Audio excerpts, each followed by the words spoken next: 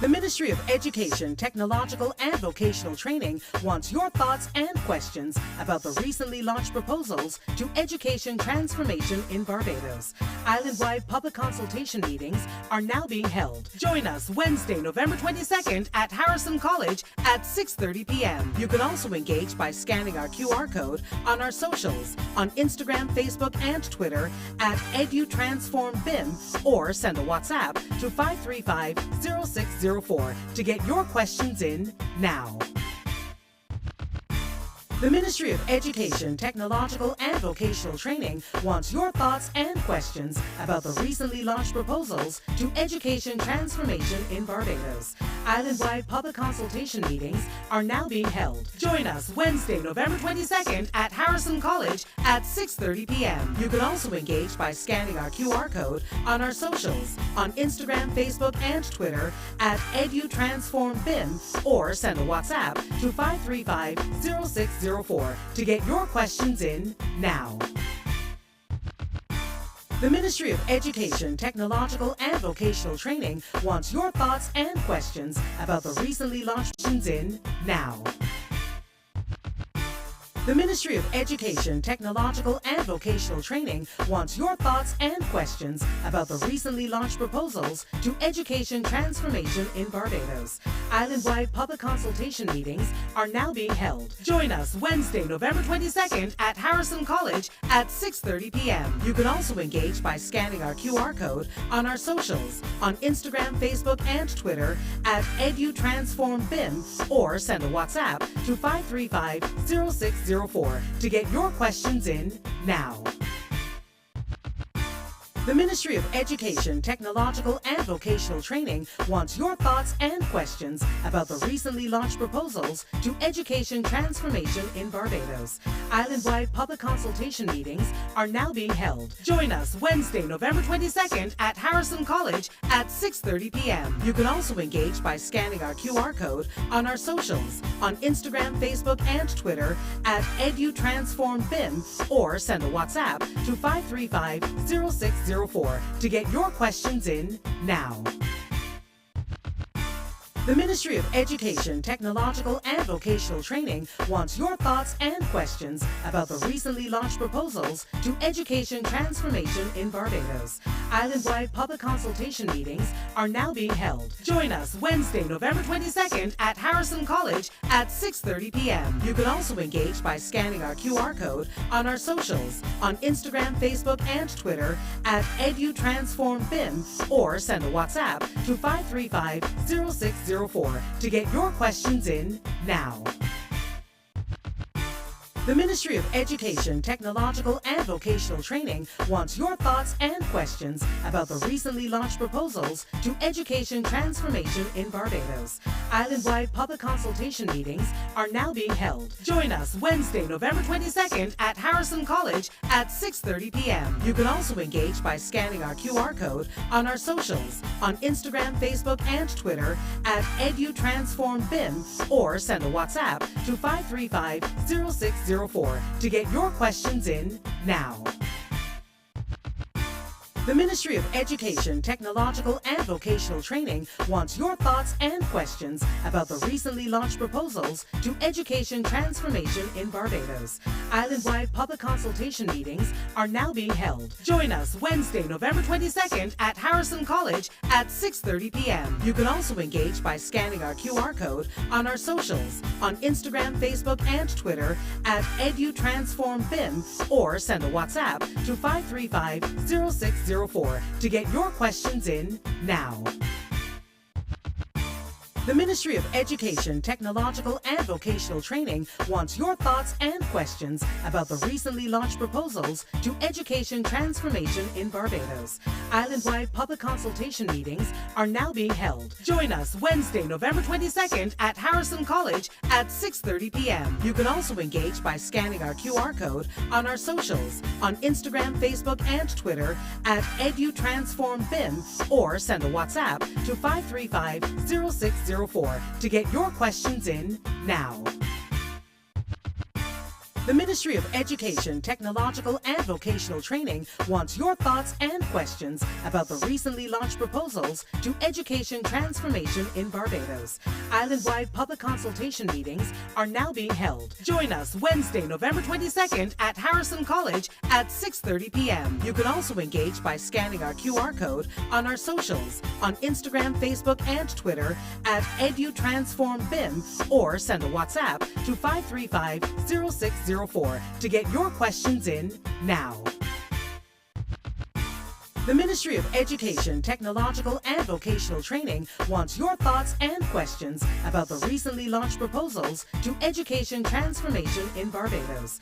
Island-wide public consultation meetings are now being held. Join us Wednesday, November 22nd at Harrison College at 6:30 p.m. You can also engage by scanning our QR code on our socials, on Instagram, Facebook, and Twitter at EduTransformBIM, or send a WhatsApp to 535-0604 to get your questions in now.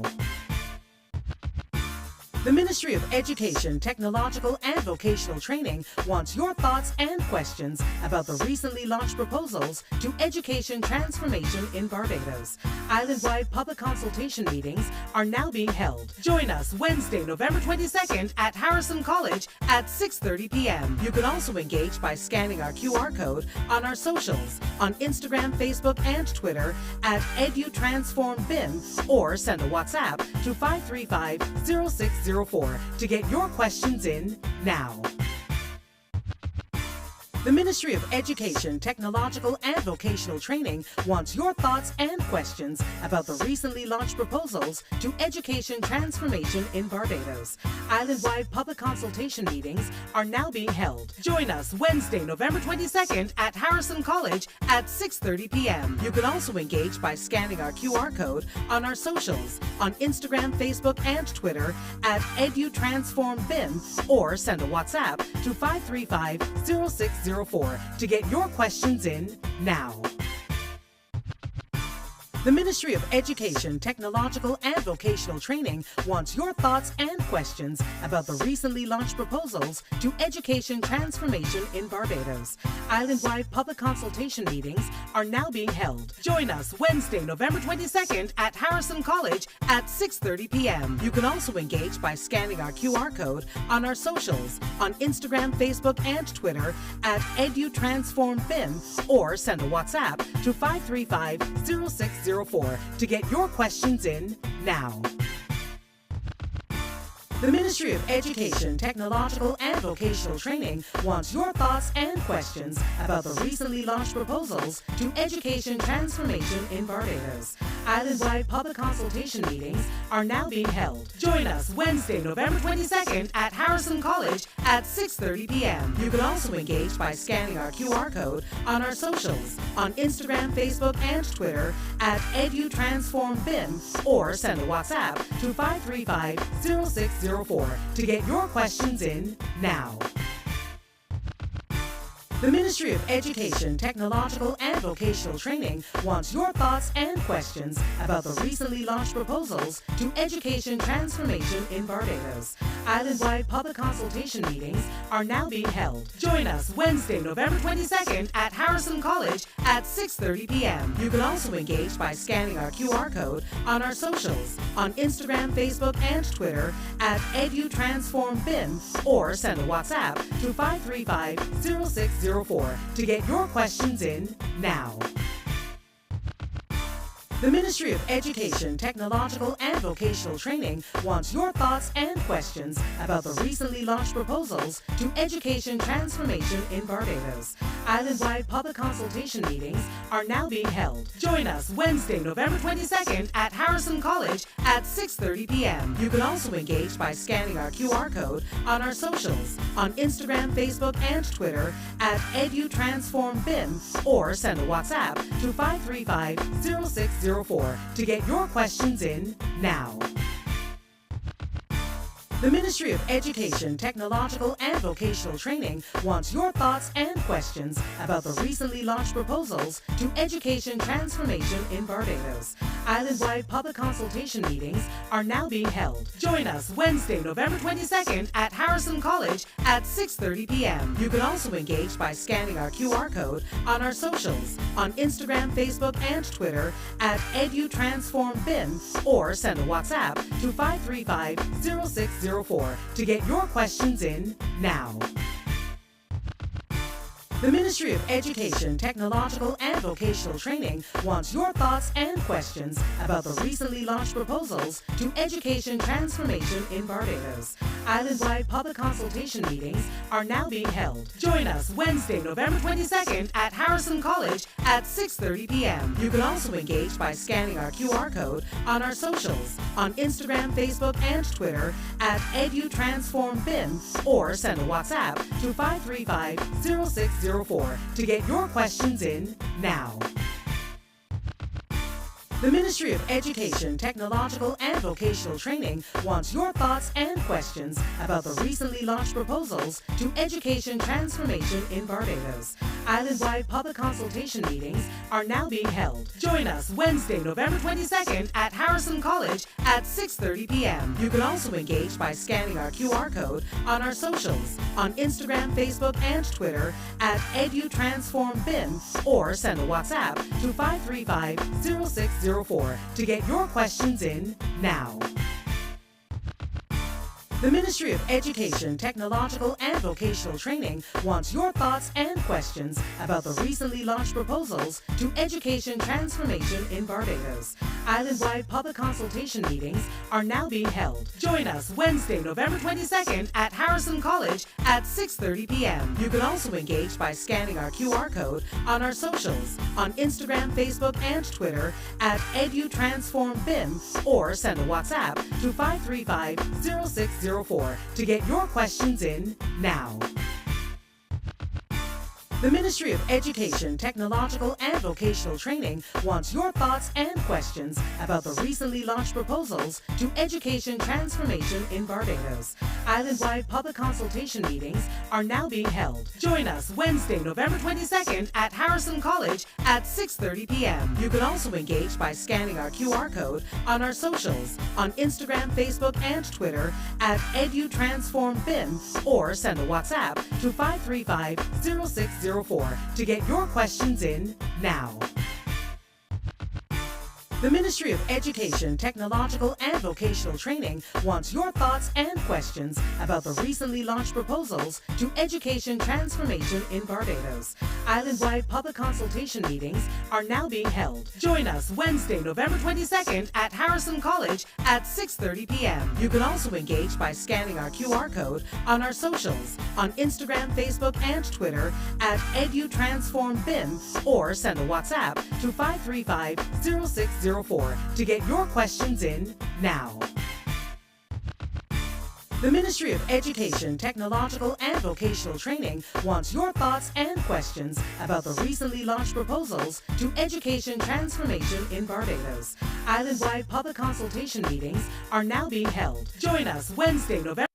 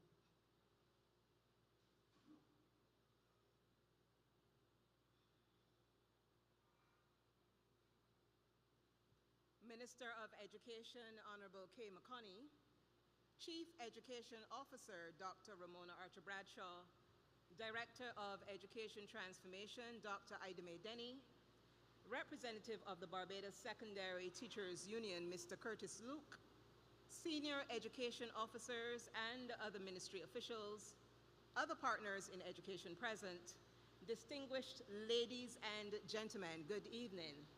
Good evening. I am Denise J. Charles, and it is my distinct honor to be your host this evening.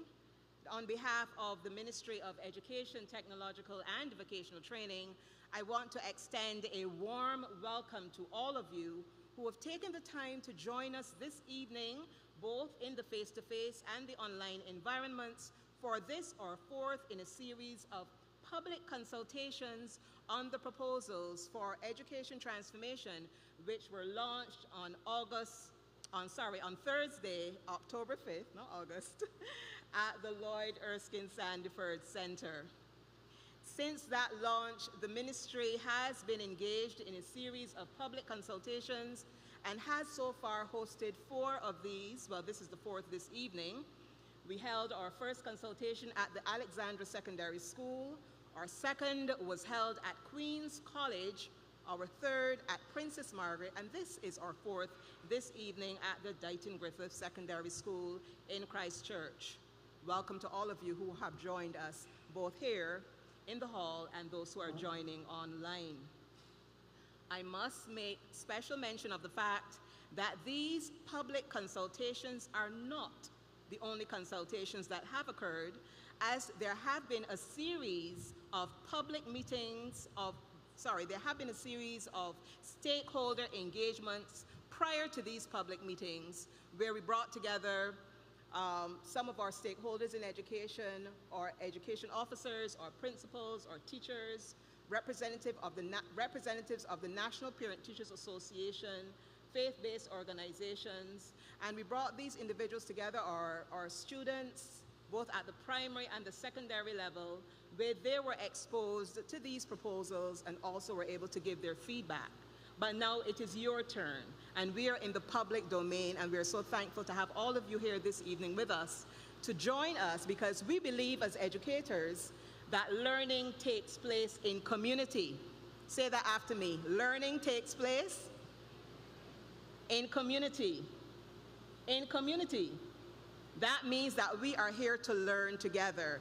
You're going to be hearing from the Education Transformation team, and we will also be hearing from you. So this evening, this session is designed for us to have a conversation together.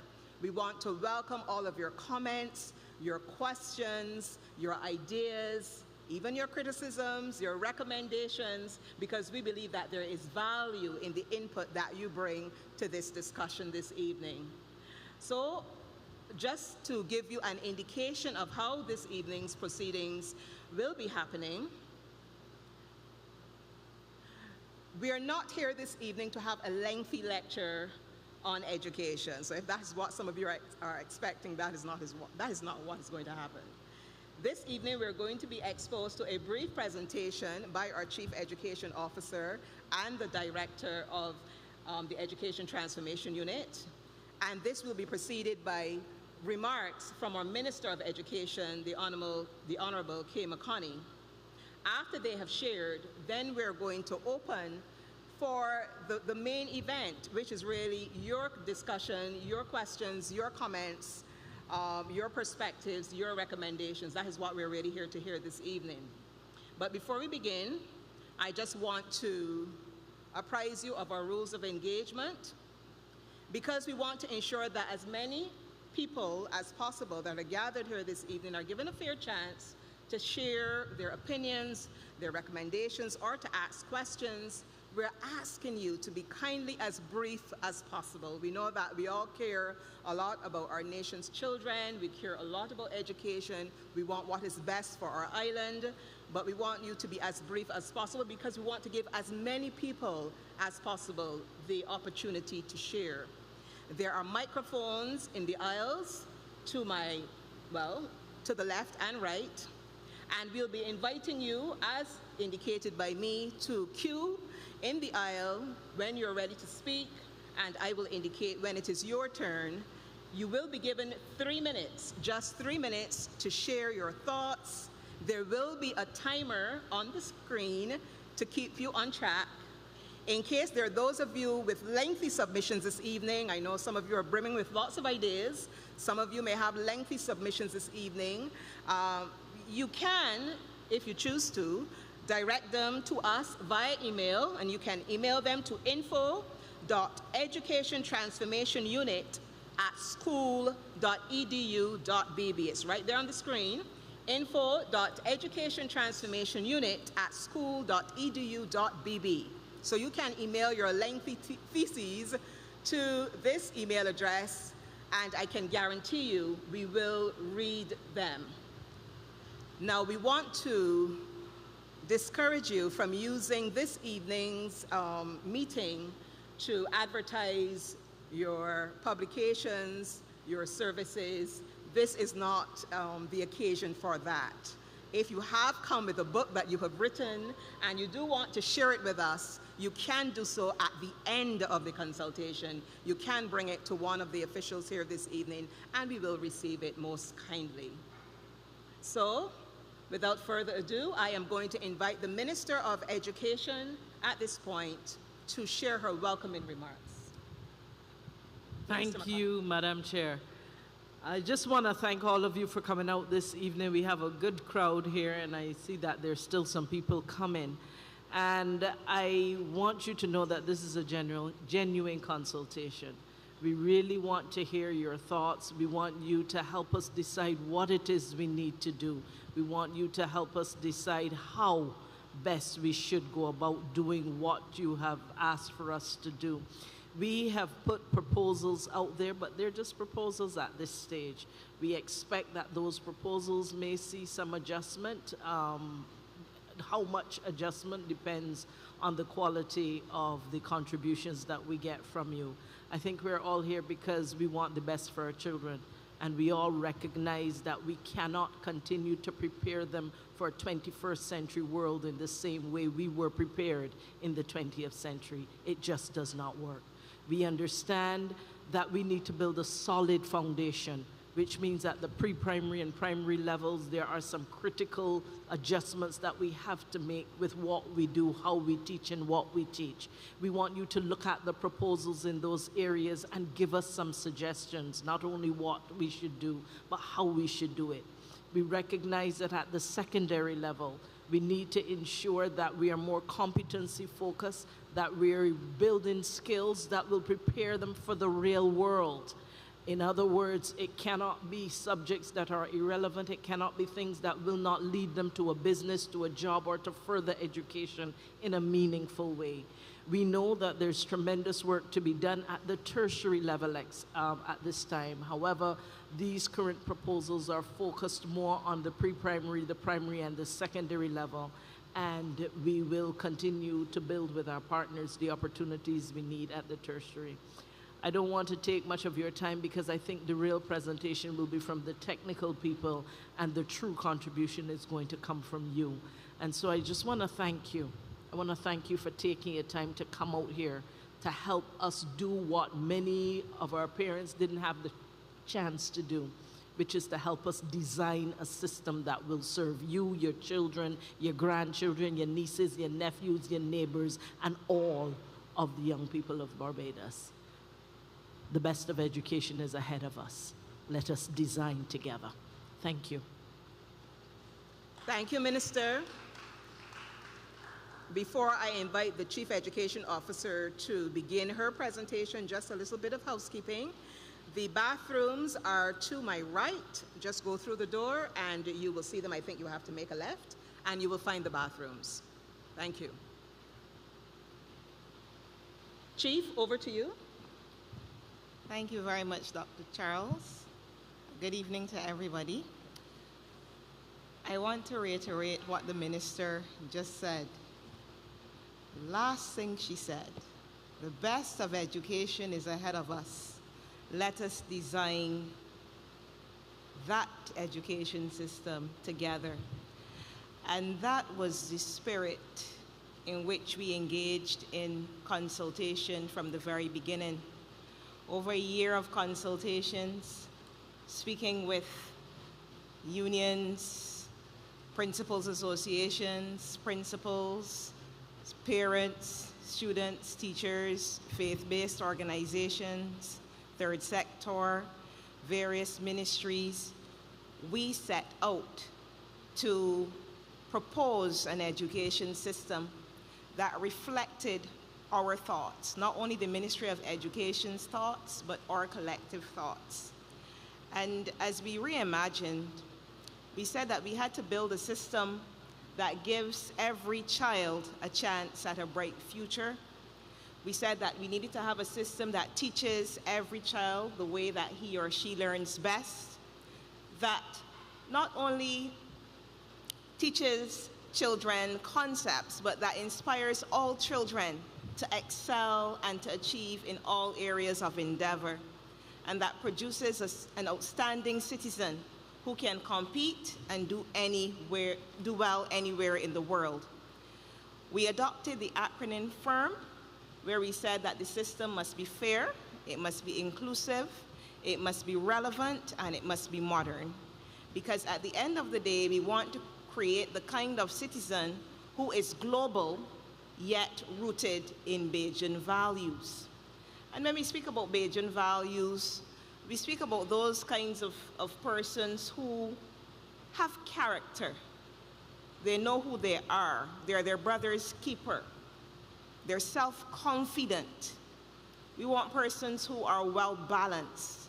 It isn't about going to school just to learn information, but it's about going to school to learn how to interact with each other, to be resilient, to become adaptable, to be productive, to be problem solvers and critical thinkers. Throughout all of the consultations, those were the characteristics that came out. At the end of the day, we want to have a nation that is globally competitive. Our world is rapidly advancing in all kinds of ways, scientifically and technologically especially. And we want to make sure that we give our children the best chance at competing with their peers across the world. We want to equip them with the skills that will allow them to embark on lifelong learning. We want them to self-regulate. We want them to have quality livelihoods and life in the 21st century. Even though we discussed all of this, we said there is a problem with our system, because the system as it stands is not creating that kind of student. It is not serving all students in the same way. In other words, we inject money into education every year, and some of our students do well, and many of them don't do so well. So really, we realize that the system isn't adding value as it should.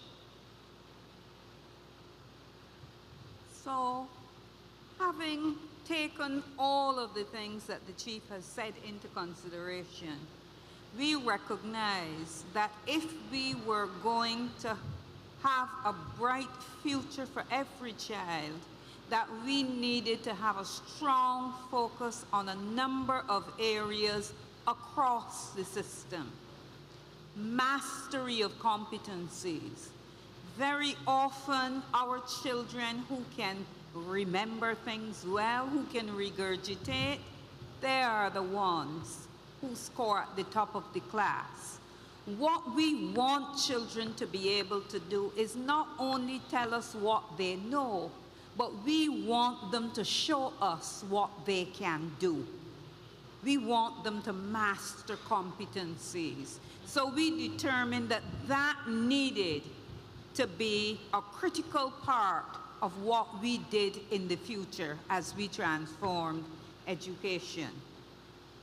We also recognized that we needed to have children, the Chief spoke of character, You have character when you start with a soul. And in order to start with the soul, you must have emotional intelligence.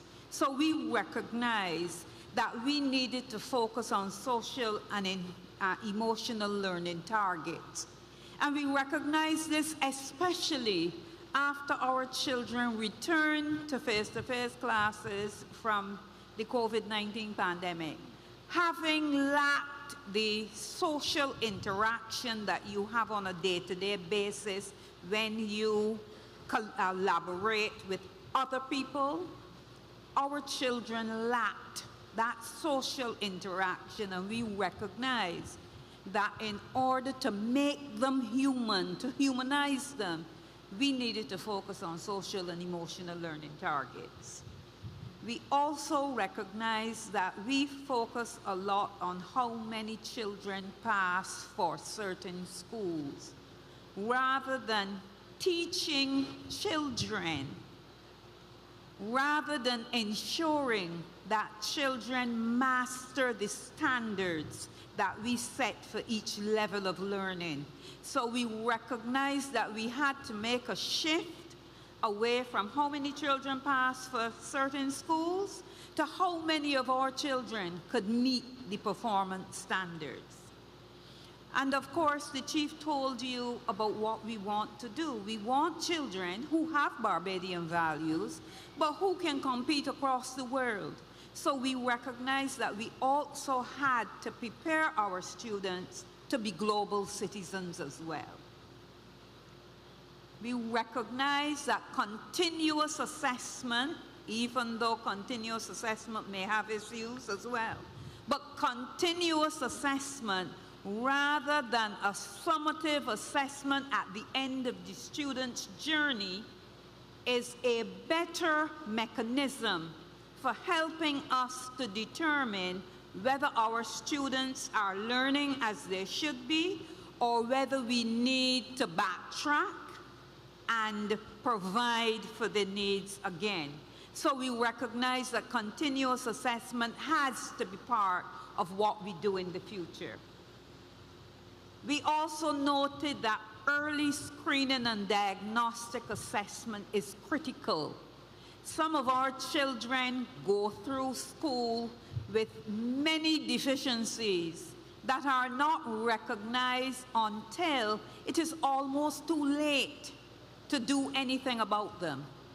So if we make sure that the children are exposed to early screening and early diagnostic assessment, we put them in a position to be ready for learning because we know if they have issues that must be addressed. And of course, as they go through school, we continue this screening at various points because something may happen to cause a change along the pathway. So early screening and diagnosis has to be a feature of our education in the future. We also recognize that we are living in a global village, and many of our children are going to grow up and they are not going to seek to work for somebody else. They are going to seek to be entrepreneurs, and they may ply their business across the region in which we live. They may ply their business across the world because with all of the technology, you don't have to live in Barbados and work in Barbados only. So therefore, we recognize that our children need to be exposed to functional foreign languages. And when I say functional, I mean able to use the languages, not to be able to tell you, oh, well, we're writing this language and this verb has to go with this noun and so on. They must be able to communicate in the language. And therefore, we recognize that functional foreign languages have to be part and parcel of the school system in the future. And because children develop parameters for language very early, we recognize that to be successful, this is something that has to start from the pre-primary level. And of course, many of our children today move from one teacher to another teacher, or from one class to another class, from one school to another school, from one phase of education to another phase of education, and the teachers who are picking them up as they are making those transitions don't have a clue what they know, what they can do, what their strengths are, what their issues are. So we recognize that sending children from class to class, from school to school, from level to level, tabula rasa, has to stop. We have to send children with profiles that teachers can look at and know what these children can do, what their interests are, what their issues are, and therefore plan appropriate programs to help them benefit from education. Now, those are the general things that we recognize need to be done across the entire system.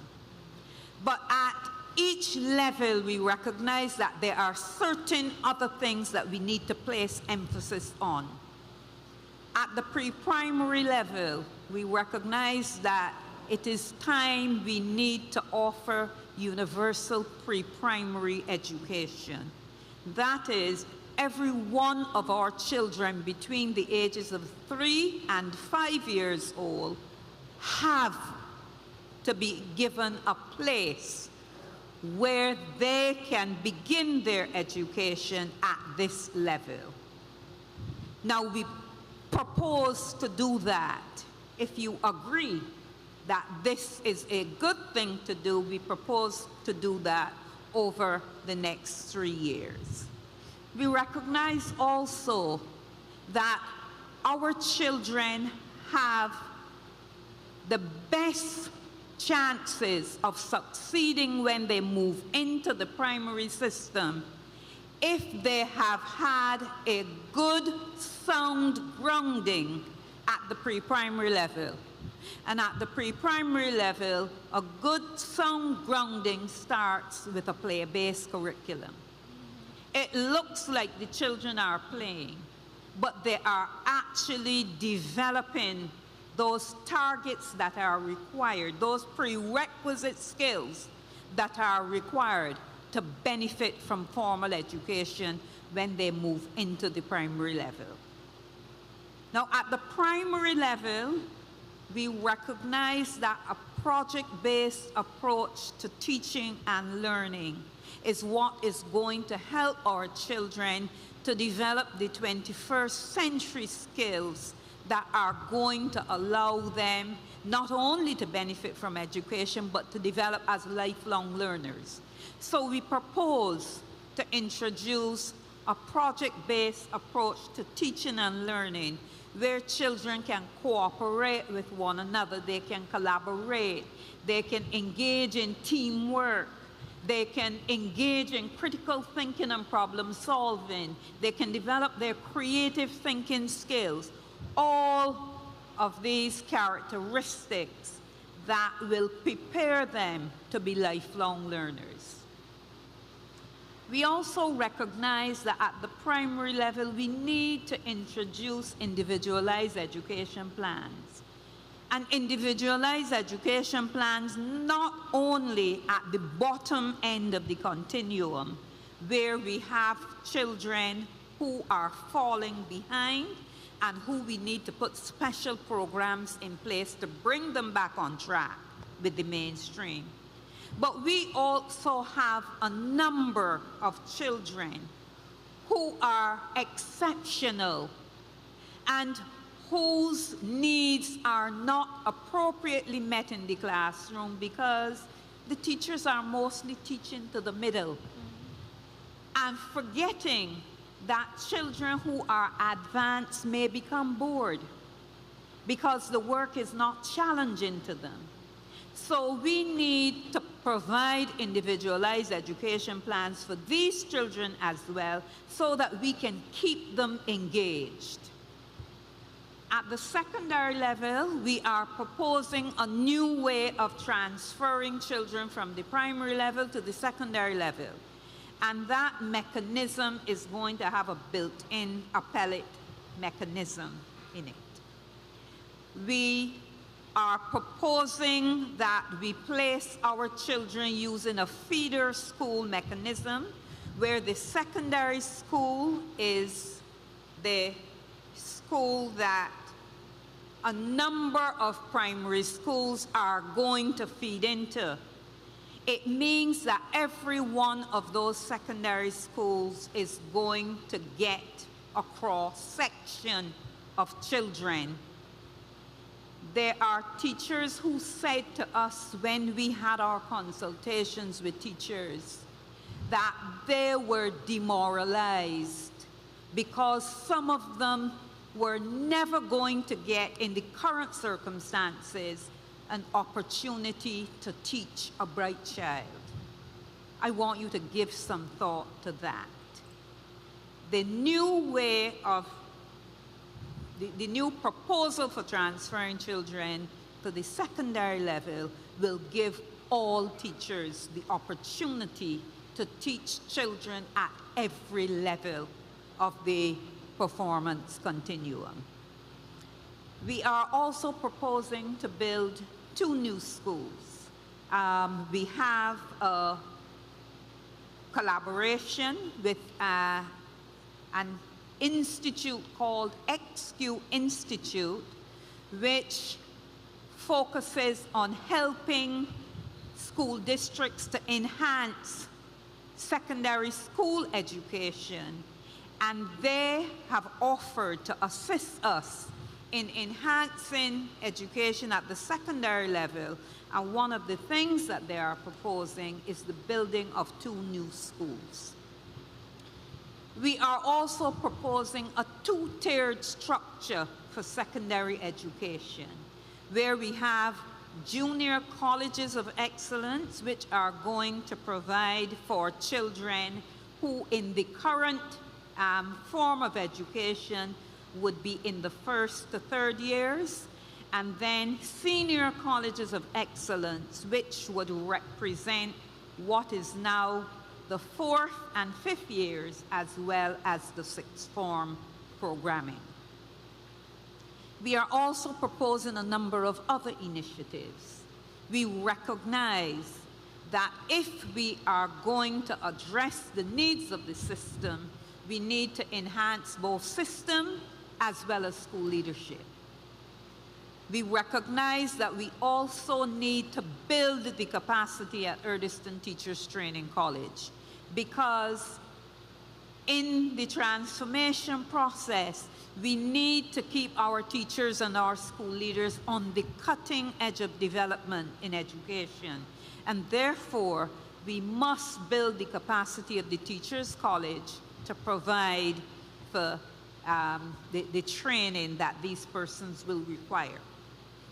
We also recognize that one of the current failings of the system is that it does not address issues relating to teachers and schools in a quick manner, because the system has to deal with all of the agencies in the public service.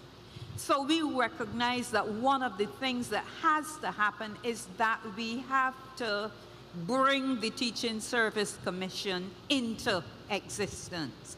All of the legislative hurdles for setting up this Teacher Service Commission have been met, and therefore one of the things we propose to do is to develop the framework that will allow us to bring the Teaching Service Commission into existence. We also recognize that we have to keep good teachers in the classroom.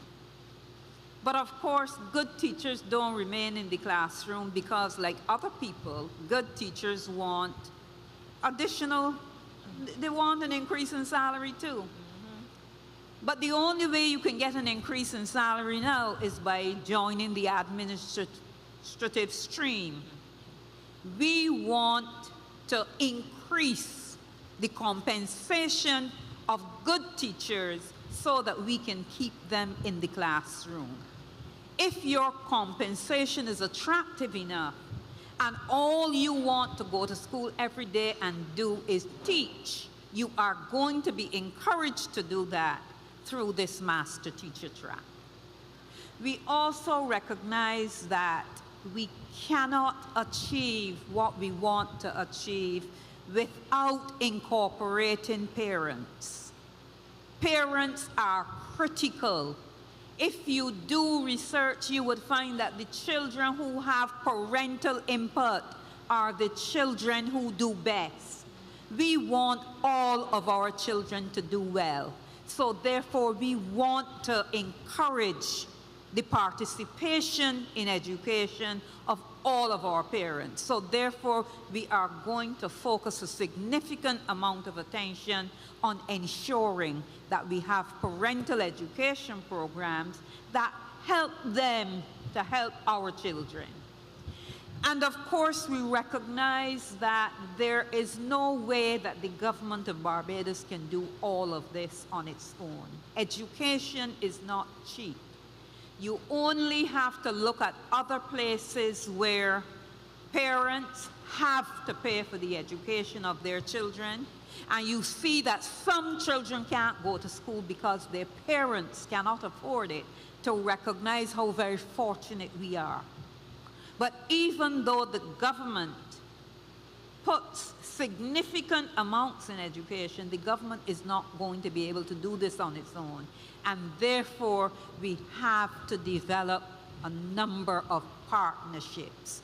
All of these schools have to draw on their alumni. We have to draw on the private sector. Who is the greatest beneficiary of education in Barbados? Those people who have businesses, who get the people who learn well in their businesses.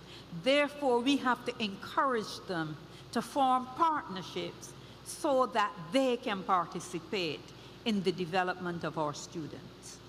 So all of those things are critical if we are going to ensure that we provide a bright future for every one of our children. So here on the screen, we have the proposed roadmap 2023 to 2025. We started the consultations with the teachers and principals, students, faith-based sector, etc. in May, and we are continuing with the public consultations even now. We began professional training with our education officers and with some principals, and that training continues. We are aiming for cabinet approval, hopefully by December, early January, so that we will have an idea of how we will proceed in terms of education transformation. We are also awaiting an audit in February 2024. We have a consultant on board right now who is trying to determine whether we have all of the physical and human resources needed to go ahead with this proposal. So she's almost finished, but she's working on finalizing that for us, and we should have the final report in February 2024.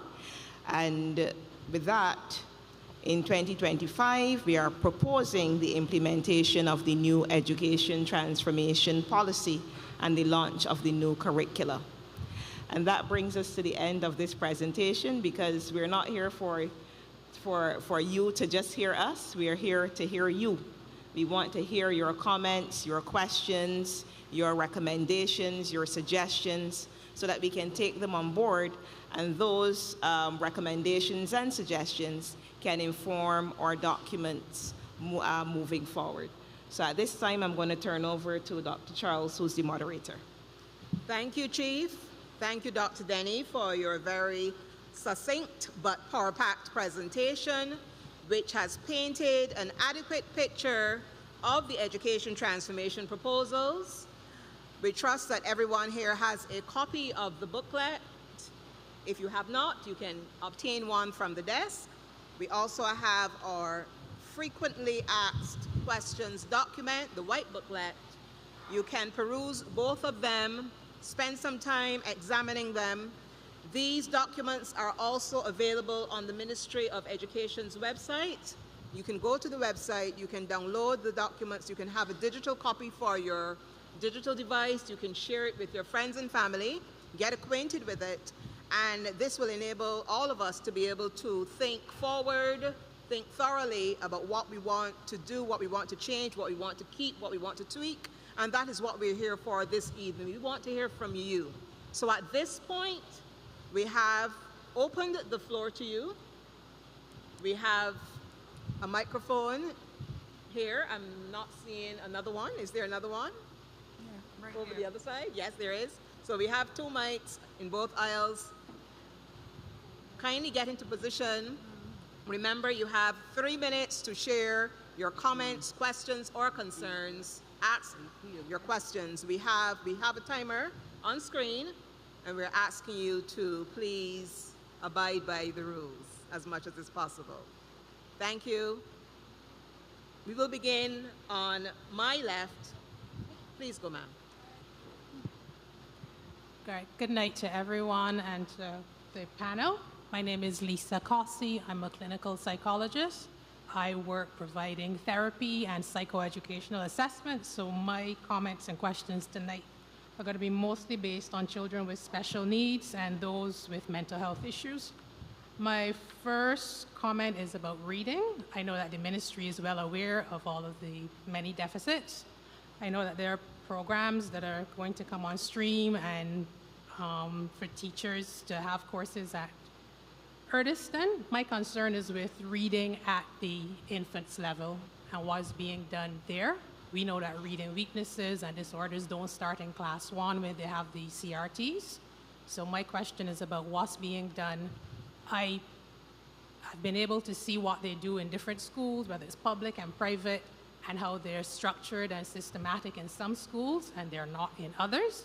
And we know from the research that structured, systematic works best. So my question is about reading, especially in the infants level, and what is going to be done there before 2025.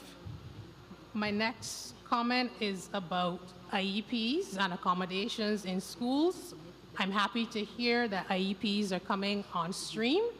What I'm looking forward to seeing is that these IEPs will include a broader set of accommodations for our students. Right now, extra time, having a reader, those are great for students that need them, but a lot of our students with different needs, mental health issues, also struggle with the workload, the content, because of what's going on for them. And for those who can afford to go to a private school, sit in classrooms where they have less course load, I see lots of improvements for them. For those in our public system where that's not always, I don't know if it's not permissible or it doesn't always happen, so I'd like to see IEPs be able to include a broader range of accommodations for our students with needs. My third comment is about parent involvement in schools. A lot of our children with different needs, with mental health issues, need a lot more parenting support. And what I found work for a lot of parents and students during COVID was having assignments, what's happening in the classroom on a daily basis being posted so that parents could support, parents could follow up. A lot of our children tend to fall behind because they may miss assignments. They're not always in class fully focused. They're not always focusing, so they miss a lot of what's being said. A lot of them miss homework. So I'd like to see parent involvement, also including parents being able to see, whether it's on a weekly basis, doesn't necessarily have to be daily, what's going on so that they can help support their children. Finally, I know I'm going to be out of time soon, but looking at our curriculum size, I find that our curriculum and the content is quite huge, and that's part of the, I feel as though that's part of the reason why some of our children struggle, and I'd like to see it be based more on modern brain science. And where children are, I find sometimes our children are doing things now in class 2 or in infants B or even in class 3 that I started doing at a much later age. So those are my main comments. Thank you, Lisa. We'll invite Dr. Denny to respond. Okay, Lisa, in response to your comments about reading, first of all, reading starts at the early childhood level. And when I say reading starts there, I don't mean putting a book in front of the child and having the child read. You have to create the conditions for the love of reading to take place. And when you create those conditions, then you can build on them. The thing that we do wrong is we start children on the formal process before they have developed those prerequisites that they need for learning to read. So our addressing of the reading issue has to start at the pre-primary level. We have to find out what the children are interested in, because your interests are going to guide you in the kind of reading material that you are going to seek out. So we have to find out what their interests are, and we do that by administering something we call interest inventories. Then we also need to know what the issues are that are likely to inhibit them from learning to read. So the diagnosis that I told you about earlier, every child needs to have that diagnostic assessment before we put them in a formal program for reading. You will find that when we do all of those prerequisite things, our children now are at the stage about the broad nature of the curriculum. When children get to that broad curriculum, it is a case now where they are reading to learn. And we must create the kind of context within them for them to reach that stage and to be able to handle it well. Now, the chief may be able to tell you more about this, because there is a mechanism that the ministry is proposing to set up to address the reading issues that we have. So I'm going to ask the chief to tell you about it. So thank you very much for your questions, Lisa. So we are in the process of developing a task force which will address the deficits in reading. We recognize that reading is indeed a problem. We have an education officer. I was about to call her up so that she can shed some light on what is happening now with the infants. You can hear me? Janelle Little, I'm talking about you. Yeah, so she's the education officer that has been tasked with making sure that we have children leaving the system who can read. I just want to say, I hope it also takes into consideration, things like working memory. Some children are stronger visual learners than they are auditory learners, those kinds of things. Okay. So she spoke with the head of the task force just recently, so she'll be able to share with you how we are moving forward with regard to the reading. There was a question, I'm not sure if you were hearing over there. Oh, you weren't hearing. There was a question about what we're doing about reading moving forward, especially for those children at the infants level, those children who can't read. So I told her about the task force that we are formulating and the work that you have done so far in terms of making sure that we close those gaps. So you can speak a bit about that. Okay, good evening, everyone. Yes, I believe that at the infant level, that is the foundational stage of reading. So oftentimes we, as I heard Dr. Dennis say, we expose our children to rich text. As you said, we need to have our parents in the home read to our children. But in the classrooms, we want to focus on explicit skill development. So our students need to be exposed to the sounds of language at the infant stage. And as they are exposed to the sounds of language, then they can blend those sounds together to make words, because that's how we read. We know that words are made of sounds. We put those sounds together to make words.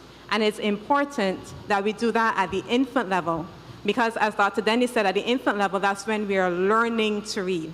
So the task force will look to ensure that we search for best practices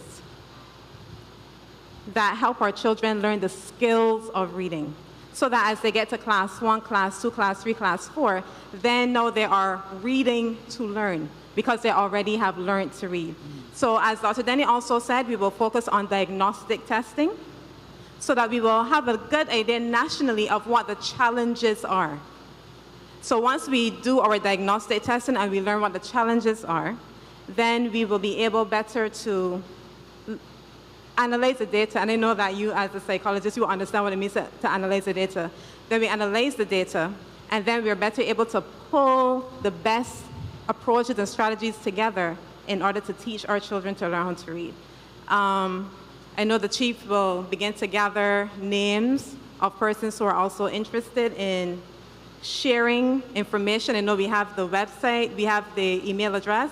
So I encourage all of those who are here, all of you who have any interest in reading, any of you who have knowledge in reading, I want you to share your knowledge, your skills, your information to the websites available, to the email addresses available as well, because we know that there are deficits, and we want to work together to ensure that our children learn to read in the best way possible. All right? Yeah, thank you very much, Ms. Little. I also like the contribution relative to the parental support. There is indeed a need for parental involvement. The research shows that parental involvement is one of the biggest factors that affect student achievement. So I do take that point, and that is why the Ministry of Education will be driving to involve more and more parents in the education of their children, because the teacher in the classroom can't do it by herself or himself. We need the parents on board. I especially like the comment that you made about IEPs and the accommodation that we have to make for all of our children with exceptionalities. You're right. Extra time and a reader and a writer, that's not enough. We have to look at assistive devices. We have to look at special programs for helping these children and so on. So we are exploring that as well. We have committees who are there to help us to gather the kind of information to tell us about the cutting edge technologies and programs, and we are drawing on that information to see how we can best address those children with exceptionality. So thank you very much. Thank you, Lisa. Over to our contributor at this microphone. Go ahead, ma'am. State your name first. Good night, everyone. My name is Paula Ann Moore, and I'm the leader, spokesperson, and coordinator of the Group of Concerned Parents of Barbados and the Coalition for Exam Redress. I just want to set the table first and clarify the rules. I was officially invited by the ministry's communication consultant to represent our group, which is 85 approximately in the group, plus considerably more representing behind the scenes. So as a stakeholder that has been engaged for the last 5 academic years working in consultation with the ministry, I would hope and expect that I would be accorded more time. I was expecting around at least 10 minutes to make my presentation. I'm sorry, ma'am. Can you clarify that, please? No, ma'am. We cannot allow 10 minutes for one person to present, but you can try to express your main comments in as succinctly a way as possible. If you have additional information that you want to share with us, you can submit it to us via email.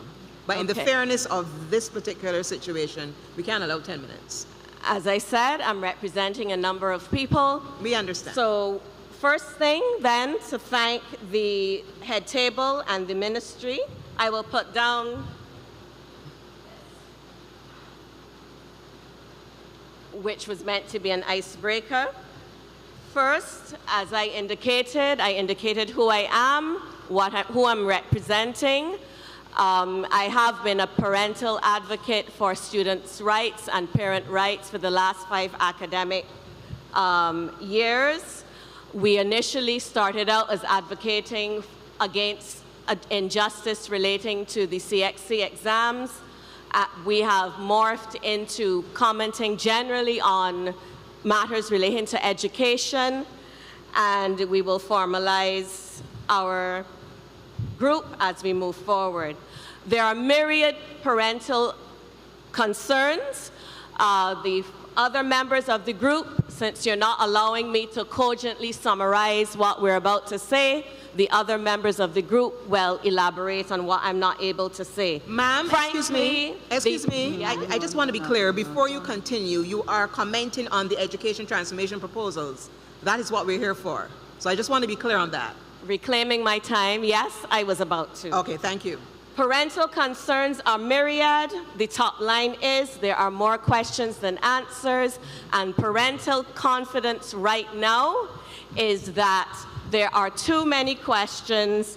There is too many missing pieces of information relating to project management, change management, communication, details as to how the secondary portion is going to be structured, that a number of us are not confident, and therefore you risk, if you do not truly engage parents, and that this is not more than a rubber stamping exercise, and the decision has already made that you're going to end up widening the chasm, as those with means will move on to private schools, and there'll be a proliferation of secondary private schools the same way that there is for primary schools, and you'll end up, unfortunately, damaging all the positives that makes Barbados a leader in education in the region.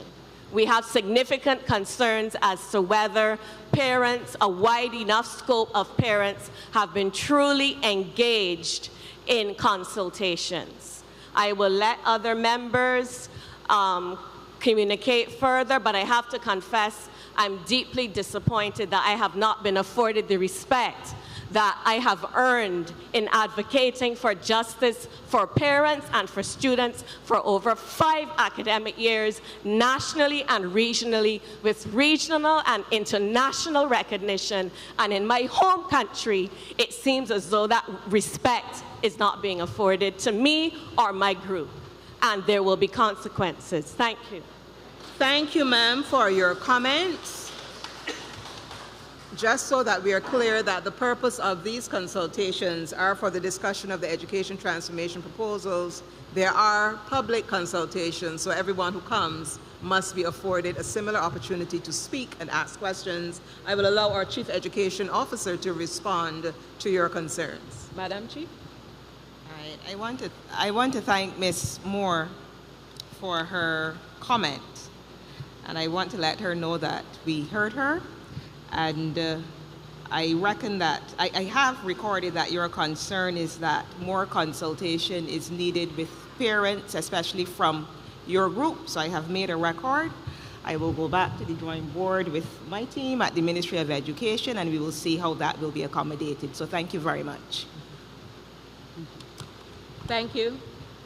We move back to this side. You can go ahead, young lady. Thank you. Good evening. My name is Isam Marvel, and I work as a child educational and community psychologist. I predominantly work with schools and parents to assess children, and I bring teachers in, and then we create a plan forward for children who are finding school difficult. That's what my day-to-day job looks like. So I'll start with what I'm excited to hear about. I'm excited to see that there's a priority focus on children with social, emotional, mental health needs, because if you're not able to regulate your emotions, then you struggle to engage with academics and learning and employment. So I was pleased to see social emotional targets as one of the priority focuses. I'm really excited to hear about a pre-primary focus on play. I believe play is children's work, and that is how they develop a range of skills. That's how they develop how to think, how to speak, how to interact, and how to regulate. I'm really curious about how we do early identification at pre-primary level, so that by the time children are entering primary school, there's an indication if there's a difficulty or a difference in their thinking and play skills, in their communication interaction, in their emotional regulation at that age. And we know from evidence that early intervention gives us the best outcomes. So what does that look like? I'm really curious to hear about that. I'm also really curious about what the definition, so similar to my colleague in psychology, I'm kind of focused more around children with additional needs. What is the definition of a child with a special education need? Is it more around children with moderate learning difficulties or severe, or those who are neurodiverse? Because that's quite a broad spectrum. I'm also very curious about the diagnostic tools used to label a child with an additional need, and who does that, because one of the focuses is about decolonizing the curriculum, and some of the diagnostic tools are about what difference and disability looks like in white boys. And if we're thinking about having diagnosis for for Barbados, then I'm really curious about how we are diagnosing them and what tools we're using. In schools, I'm really curious about the special education teachers, and will they be responsible solely for putting programs in place and reviewing them? Because reviewing them has to be a part of the process to see if it's making a difference, or will that be a part of all teachers' skill set to be able to recognize, identify, put things in place and notice when they're not working? Like, who does the burden fall on more? And I'm also thrilled to hear about thinking about training. And when I used to be a teacher in Barbados, I remember going to lovely training and then thinking about how are we embedding that is really massive. So you don't have a massive good training day, and then sometimes you forget. And my last point is a bit of a wondering about some of the language that we use. So if we speak about children and young people with deficiencies, if I was to be labeled as deficient, I might find that really different or really difficult, and that might impact on my self-esteem. And there's something called self-fulfilling prophecy. So I'm really curious about some of the language we use to label children who find school difficult, and how can we move away from some of that language, which might feel a bit harsh, but still able to robustly identify children with needs and differences. Thank you. Thank you, Ms. Marville. Thank you. You're welcome. Chief, do you want to respond to anything she said? Oh, yes. Okay, thank you, Ms. Marville. Thank you very much for your comments. Okay. When you ask about special needs, children with special needs, and you want us to define it. Yeah, because there's a massive range. So when someone thinks about a child with an additional need, are they thinking about a child or a young person with a severe learning difficulty? Or are they thinking about a young person who is neurodiverse and has dyslexia, autism, OCD, ADHD? Because children and young people who are neurodiverse can learn really well. And so if you are labeling a child as special education needs, sometimes that can limit what we expect from them. Right. And we can think that a child with a special education need is someone who is not able to learn in the same way. So I guess my curiosity is around when we label them, why, and then what happens. Right, okay. So we're looking at... If I may, before you speak again, the person who is signing has asked that you speak more into the mic. Oh, I've rarely been told to speak up, but that's not a problem. I can hear you very well now. Yes. One of my former teachers is there, I could tell you that. Okay. So we're looking at the entire spectrum. Okay. We want to cater to the entire spectrum because we have not been doing a very good job of that in the past. And we recognize that. We had robust discussion, and we have here our education officer who's responsible for our special needs. And she can tell you that she's been very busy trying to get teams together, looking at IEPs, trying to revise the tools themselves, because we know that the tools can, as you correctly said, some of them need a bit of decolonizing. Yes. Right? So we're looking at all of that. In fact, The next few weeks, we'll be having a lecture which looks at the decolonization of education. Yeah. Right? Because it isn't only about special needs, but it's about education as a whole, how we perceive education. And is this the perception that will carry us into the 21st century and carry us through the 21st century? Or do we have to change it in order to see the gains that we want to see? So that's a whole other topic. But we have an education officer there who is working on getting the teams together to go through the tools to determine whether the tools are measuring what they are supposed to measure. Then we will be looking at various intervention strategies for the students who present with these exceptionalities. Yeah. Okay, and I said exceptionalities because they have to, as you correctly said, we have to be very, very careful with the language. You spoke about special education teachers and whether we are going to have persons who specialize in that area. We are proposing that. We are proposing that at each level we have a special education person who is responsible for helping the children in that particular year group, of course based on need. But we still want each and every teacher to have some basic understanding of special education. So we want Eardiston Teachers Training College to continue to offer that special education module in all of its programs, be it the Tech Voc program, the Bachelor Education program, the Diploma in Education Leadership program. We want all of our educators to have an understanding of special education needs. Okay. But they will be supported by, or we are recommending that they are supported by that person at each level who is responsible for special education at that level. Can I quickly add that research would say if we're thinking about special education needs in the broader sense, in terms of dyslexia, moderate learning differences, all ranges of neurodiversity, 20% of your classroom is going to fit that bill. Yeah. So I would wonder whether 20% of Eardiston is around teachers recognizing and being able to identify, because 20% is massive. Yes. It's a fifth of your class is likely to have some sort of additional need. It may not be severe, so how are we supporting teachers in being able to identify these needs? Yes, and that's an excellent point. Even now, as it stands, every program at Eardiston Teachers Training College has a module on special education needs. That's so positive to hear. Pardon? That's lovely to hear. Right, so I would wish for Eardiston to continue that and to not only focus on the programs that are offered now, but to look at continuous professional development programs for all teachers in the system so that they too are aware, so that they can pick up and say, well, look, this child here is exhibiting some characteristics of a child with autism. But if I don't know what to look for as a teacher, I would know to say that. So we want to make sure that all of our teachers can do that quick identification and then refer if they have to refer and or get the support of that special education specialist. Thank you.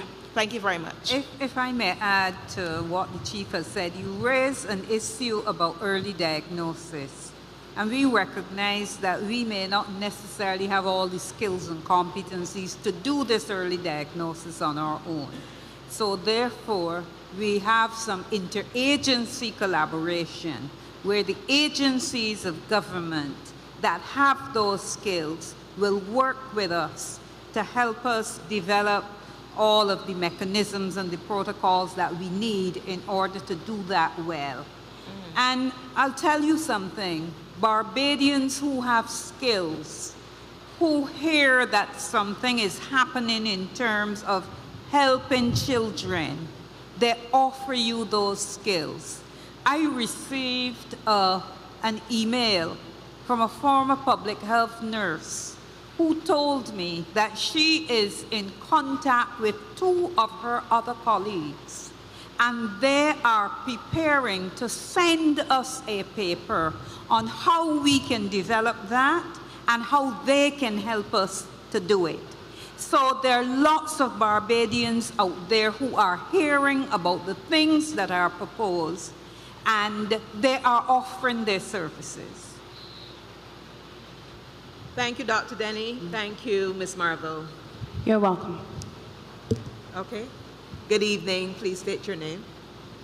Good, pardon me, good evening to the Hello. chair and to the head table. And thanks. We can't hear you. We can't hear you. Remember to speak into the mic. Thank you, Rosaline Corbin. Oh. And again, I ask for the E on Rosaline. I want to say thanks again for this opportunity to engage with you on this area of mutual interest. And using your comment, Dr. Denny, that education is costly, I want to use that as a springboard and dive straight in. I want to speak about the financing of the proposed education reform. And I want to preface it by saying that any contribution I make is not an attempt to weaponize education. And I am referring to that expression that was made recently by the Prime Minister. And I dare say it is an unfortunate, misdirected, and misplaced utterance. Maybe it was the proverbial slip of the tongue given by the exuberance of the moment, the event, and the company in which it was said.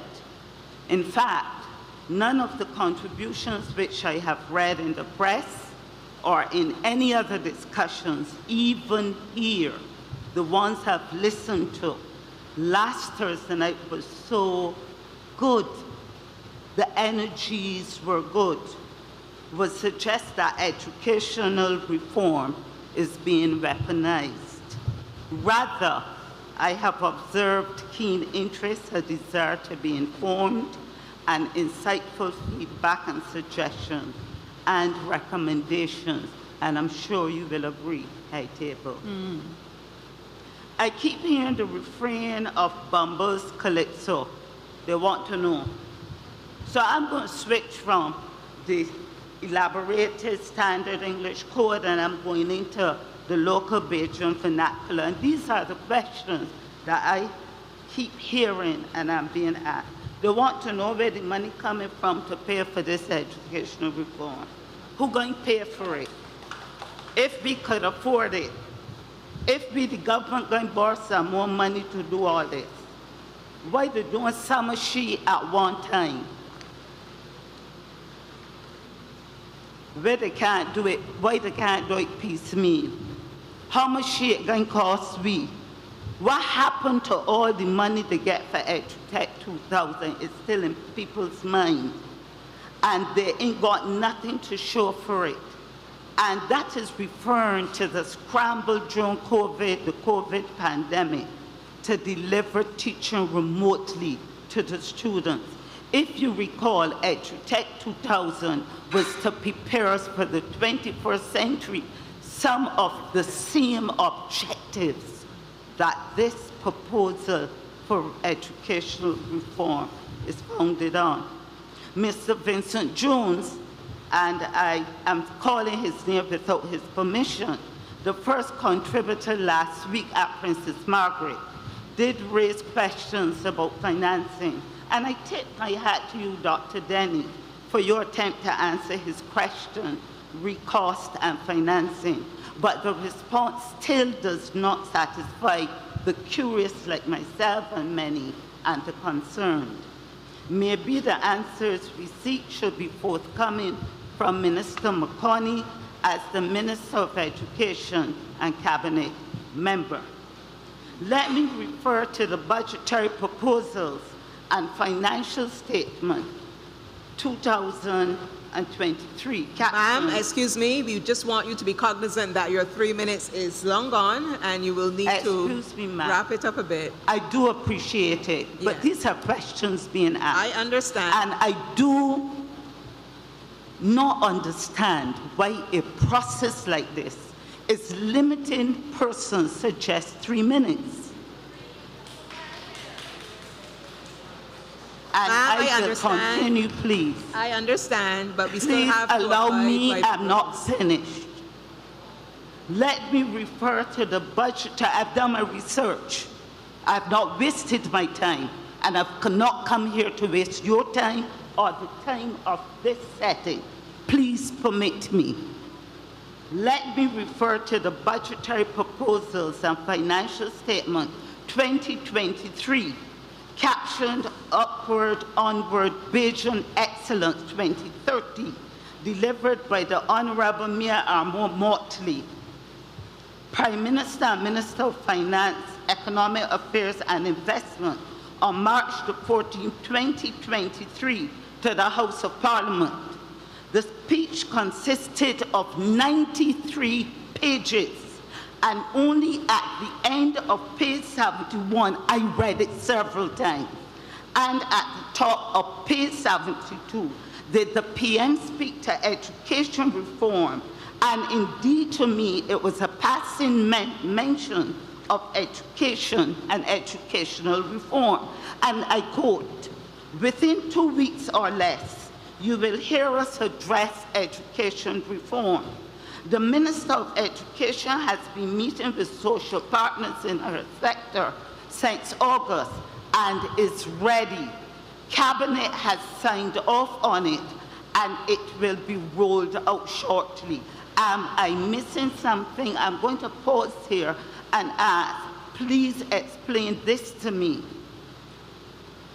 I think I'll continue. I was taken aback at the launch that neither the Minister of Education nor the Prime Minister indicated the cost of this undertaking. Rather, the Prime Minister, Minister of Finance, said that she'll be speaking with the Minister Ryan Strawn, Minister in the Ministry of Finance and Economic Affairs, about finding, I heard that, about finding the money to finance all this, and I'm shaking my head. An undertaking like this should have an estimated, dedicated budget. It sounds like the cart before the horse. Thank you, ma'am. Thank you. I want, before I go, I crave your indulgence, to ask a question about the partnership with an organization called SQ Institute. I want to know what type of these are the persons the Prime Minister did say at the launch, that as she was speaking, the ministry and her government were engaging in conversations with the SQ Institute to build the 2 colleges of excellence. Who or what is the SQ Institute?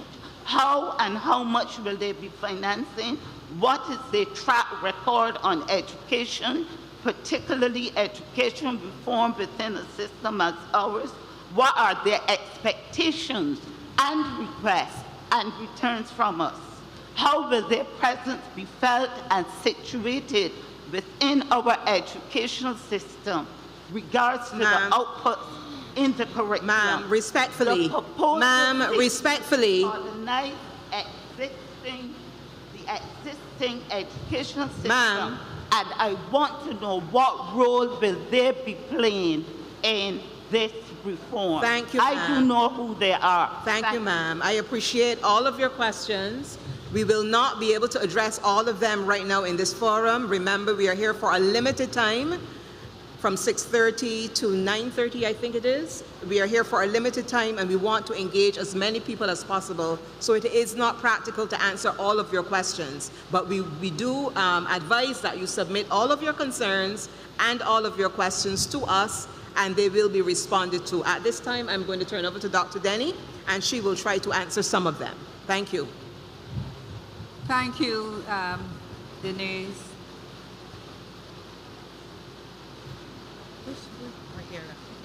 Oh, Ms. Corbin, Mrs. Corbin. Mrs. Corbin, Rose, who I know very well. As you said, I attempted to answer the question that was asked at the last consultation. Honestly, I will add, because I would be a liar if I told you that I knew at this point in time how much this transformation was going to cost. I can't tell you it can take $10 million, it can take $20 million. What I can tell you, and where I would start, is something I learned when I left the Ministry of Education and went to work with the Caribbean Development Bank. I was always the kind of person who felt that you needed to avoid debt. But I learned when I went to the Caribbean Development Bank that there was some debt that it was good to get into.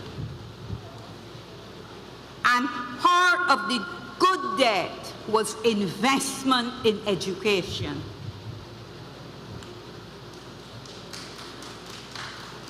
That is good debt to get into, investment in education.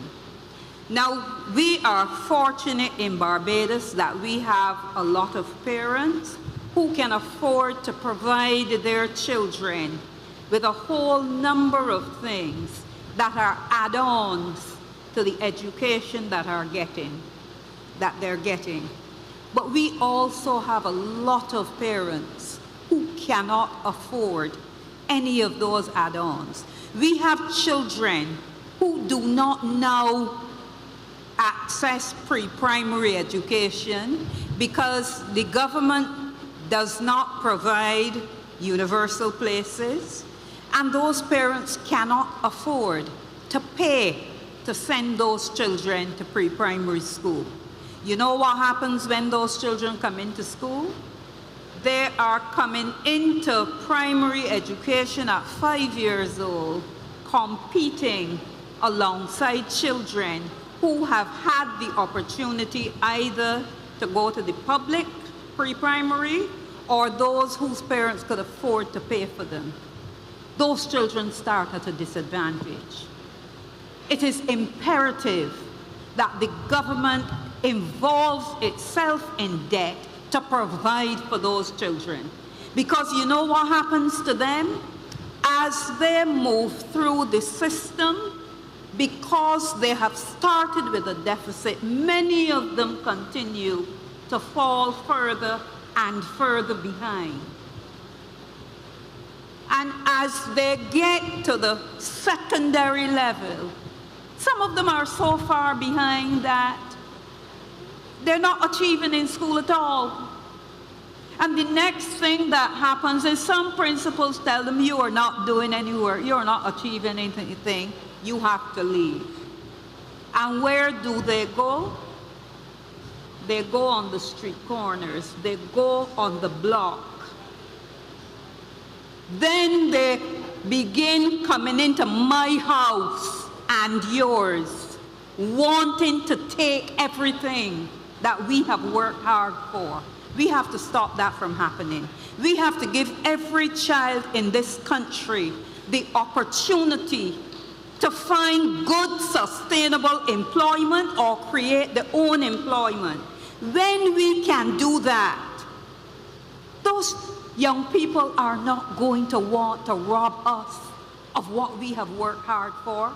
But when they see that we are succeeding, our children are succeeding, and they are not, and we have told them you go to school and you get the benefits from that education. When they realize that they're not getting those benefits, the resentment builds up in their chests. And you and I are not going to be comfortable as long as we have children like those, young people like those in this country. So if the government has to bore through its nose to make sure that those young people have the chance of a bright future, then it is good debt. So to my mind, it does not matter how much it costs, as long as it addresses the needs of all of our children. And very often we who are in the middle and upper classes, we don't give a thought to those people down there at the bottom of the scale. Somebody has to be an advocate for those ordinary people.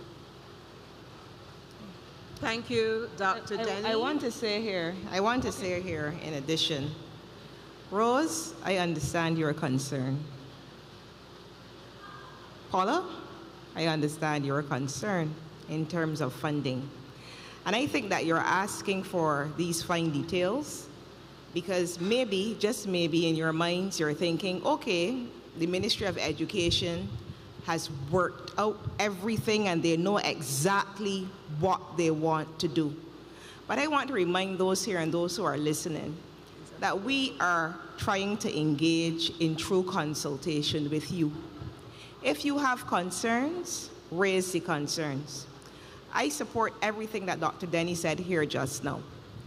We went through an entire process for a whole year and more, looking at where the deficits are in the system, trying to reimagine education to see how we could cater to those children who have been underserved for several years, looking to see what kinds of equipment, what kinds of devices would assist them, looking to see what kinds of programs can assist them, looking to see how we can equip teachers to assist them, looking also to see who out there will be willing to partner with us to assist them, who's willing to fund to assist them.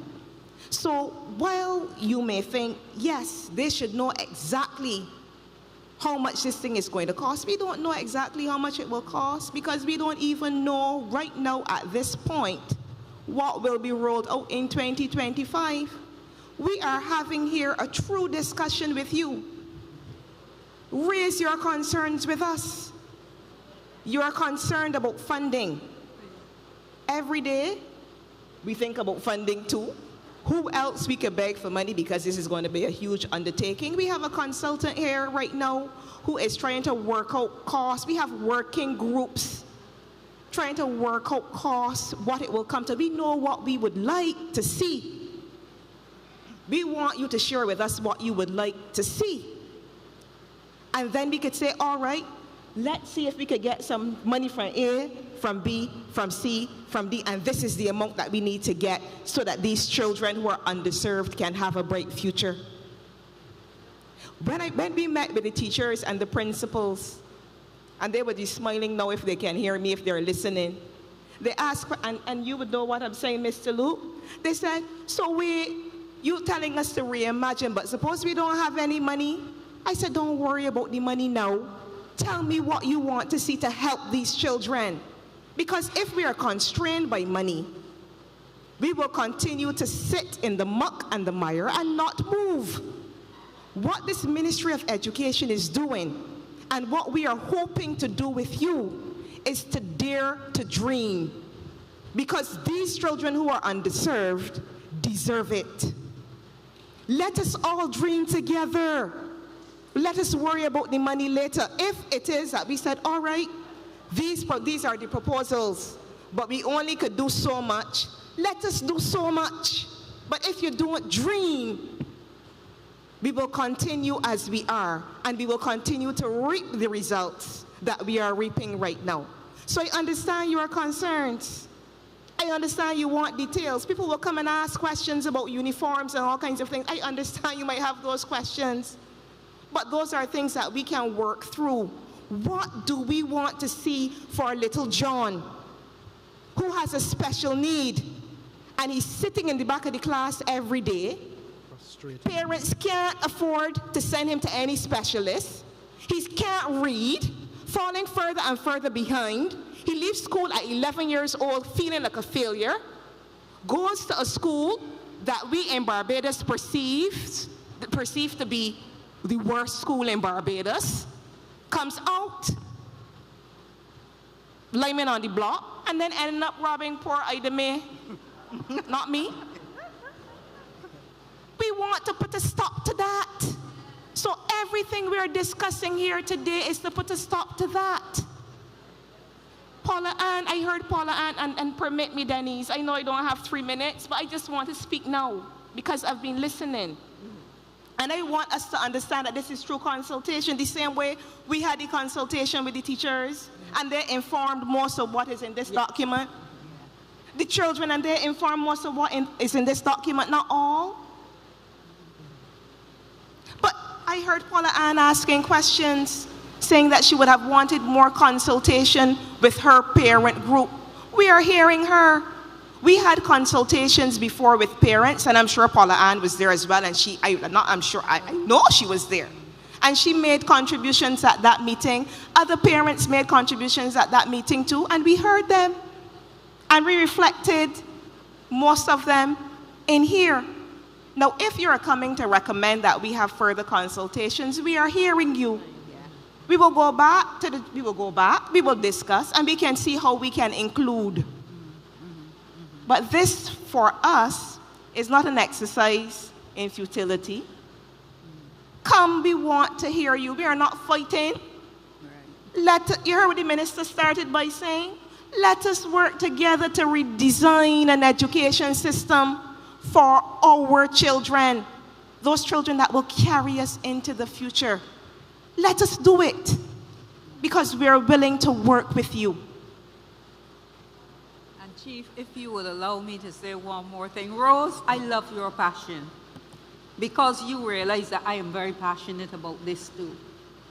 And you know why I am passionate about this? Everything I have achieved in my life has been because of the education I have received. My father used to cut canes at Apes Hill Plantation.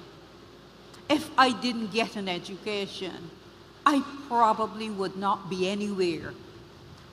Every child that I have taught over the years as a teacher, I have wanted the same that I have got for myself, I have wanted for those children. And the children whose parents are not in a position to do anything for them, I want the same for those children. Because if you can get an education, you have the first tool to help you to become something. And that is what I would like to see for every child in this country. I don't care how much it costs. I would like to see that for every child in this country. Because if we can get them there, they are going to be able to put in to pay back. So I love your passion because I understand your passion. I feel it too. Dr. Charles? Thank you. And before we continue, I just want to make it clear that we are not discouraging your contributions. This is not the intention behind limiting your contributions to 3 minutes. This is the 4th consultation we've had so far, and these are the rules that we have engaged at all of them. And it has been designed primarily to allow as many people as possible to speak. We know that some people will go over. We know that some questions and some comments will engage the panel for longer periods of time than others. But all things being equal, we ask that you try to keep it to a reasonably short contribution, just to allow us to engage with as much people as possible. And as the Chief has said, we are sure that further opportunities will be created for further consultations. And please do not forget that you are also free to submit via email. Ma'am, you can have the floor at this time. Good evening to the Madam Chair and the senior officers of the Ministry of Education. I am Janice Marvel. I'm not the nice Janice. I'm Janis if it's being recorded. And I just want to say that when I started my career as a teacher, I taught at the school which was considered the university in St. Philip. It was known then as St. Martin's Four Roads, now the Renal Weeks. And people fought to get there because we got the highest passes in St. Philip. But what people didn't know was that we also got the highest number of children scoring 0. And so the Ministry of Education had a focus on this, and I was one of 2 or 3 teachers sent to be trained to teach children with learning challenges. When I came back, I got 4C, 18 students to prepare for the 11+ exam. And that is when my interest grew, because even though they were all considered special needs, I had to divide the class into 4 groups to be able to cater to these children. And so my focus tonight is on the special, what you call the special needs children, because I think I want to commend you for the comprehensive approach and for your courage for touching the holy grail of Barbados, which is education.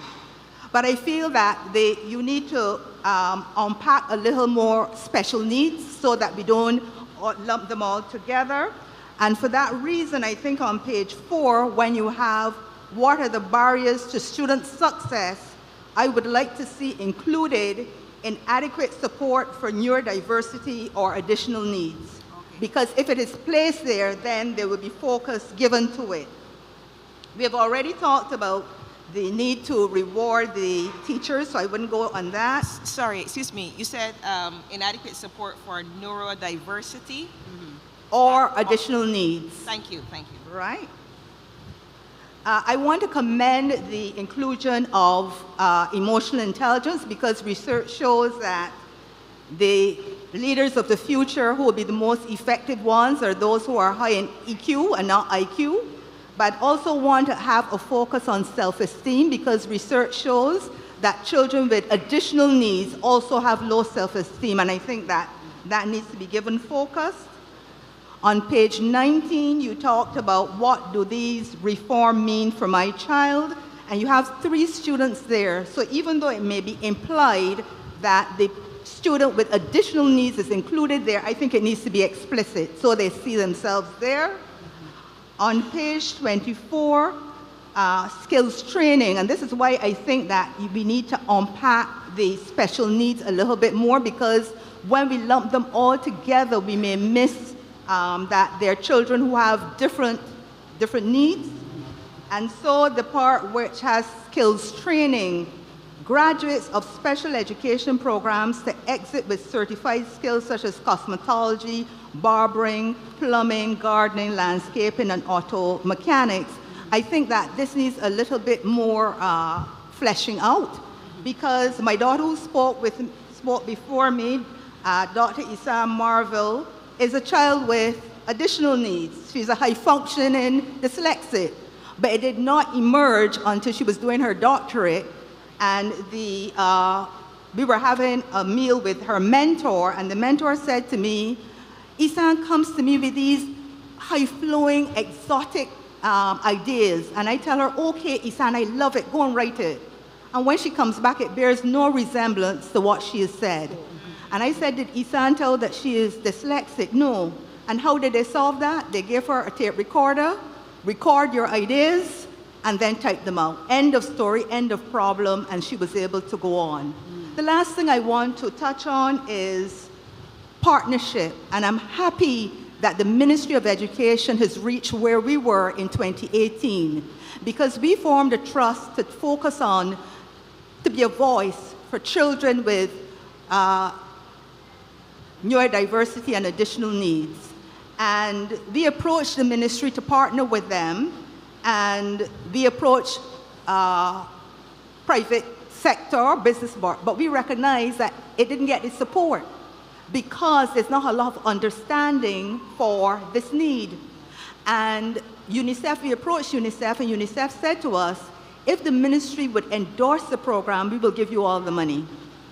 And the ministry said they will support, and UNICEF said we want them to say endorse. And the ministry refused to say endorse. And as a result, we had to put in our personal funds, because by that time we were committed, but we trained 93 school teachers in Barbados, free of charge. We trained parents. We also trained psychologists and psychiatrists. And then we took this same program to Guyana in 2019. And the minister, because in Barbados, I couldn't get an audience with my Minister of Education at the time, but I was able to get an audience with the Minister of Education in Guyana. And they took the program. All we had to do was provide Isan and her associate, who were the facilitators. We gave them the handout, which here in Barbados, we had to carry the cost. They took everything. They brought in, I think we had over 200 teachers. They brought them in by sea, they brought them by boat, whatever. And then they said to us, we have the awareness, we want the tools now, we want the skills. But then COVID happened, and since then we've been trying to partner with the ministry to follow up on that. And we hope that, so I'm saying there are people who want to partner because we have personal experiences. I thank you for your time. Thank you. We want to take at this time 2 questions, I think, from the online space.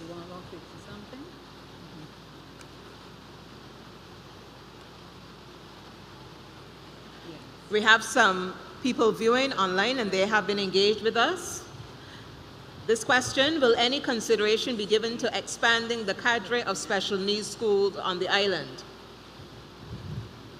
Will any consideration be given to expanding the cadre of special needs schools on the island, and will class sizes be smaller? Dr. Denny? Yes, we will look at expanding the cadre of special needs, but we first of all recognize that where children can be provided for in the mainstream, there must be. Because one of the issues with special needs children in Barbados is that very often their peers feel they're in this special needs school and that is a source of bullying. So we don't want children feeling that they're not as good as other children. Where they can be provided for in the mainstream, there will be. I often tell a story about a child who was going to, there's a particular secondary school in this country that people like to tell you that they went to school there. I won't call the name, but this child was going to that school. She was hearing impaired, but she could lip read. So what the teachers tried to do for her is to speak so that she could see their lips. But you know that that was going to be difficult because there are times when the teacher has to turn her back to write on the board and she's still talking to the students. So this child was losing a lot because of that. And we determined that this child needed to get an FM system that was going to filter out all of the peripheral noise so that she would be able to hear the teacher. I was at that school the first day that the FM system was fitted. And the teacher turned her back and said something. And I saw the moment when that child realized, I just heard the teacher. If you saw the absolute joy on that child's face, that child was liberated with that FM system. We have to make sure that we can provide the assistive devices that will allow children to operate in the mainstream if they can. We have to do everything in our power to make sure that they can operate in the mainstream. Let me tell you another story. There's a child who wrote the common entrance in Braille one year. Because I happened to go to the Irving Wilson School and I was talking to these children and I realized this girl is a brilliant girl. And I said to the principal, so she's entered for the common entrance, right? And he said, no. I said, but why? He said, well, she's deaf. I said, and? That's her ears, not her brain. Sorry, she's blind. I said, those are her eyes, not her brain. And so we decided to let that child write the common entrance in Braille. It took a little extra time because we had to send the papers overseas to get them done.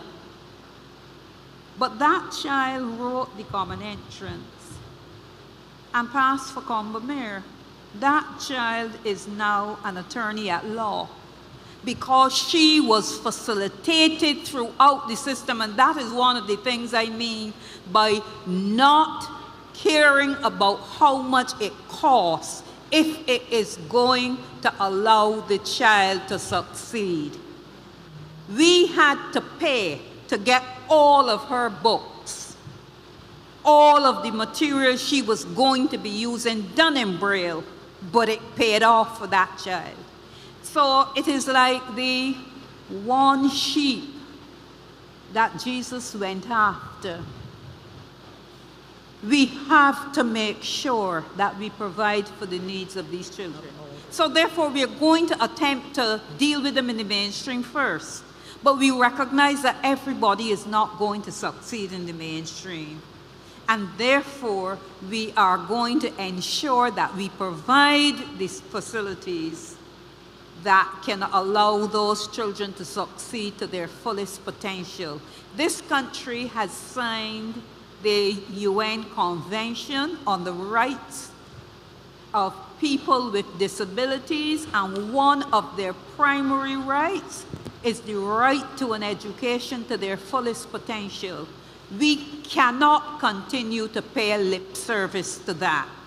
I would say to you that one of the problems we have is that we still do not have a good handle on how many children we are dealing with.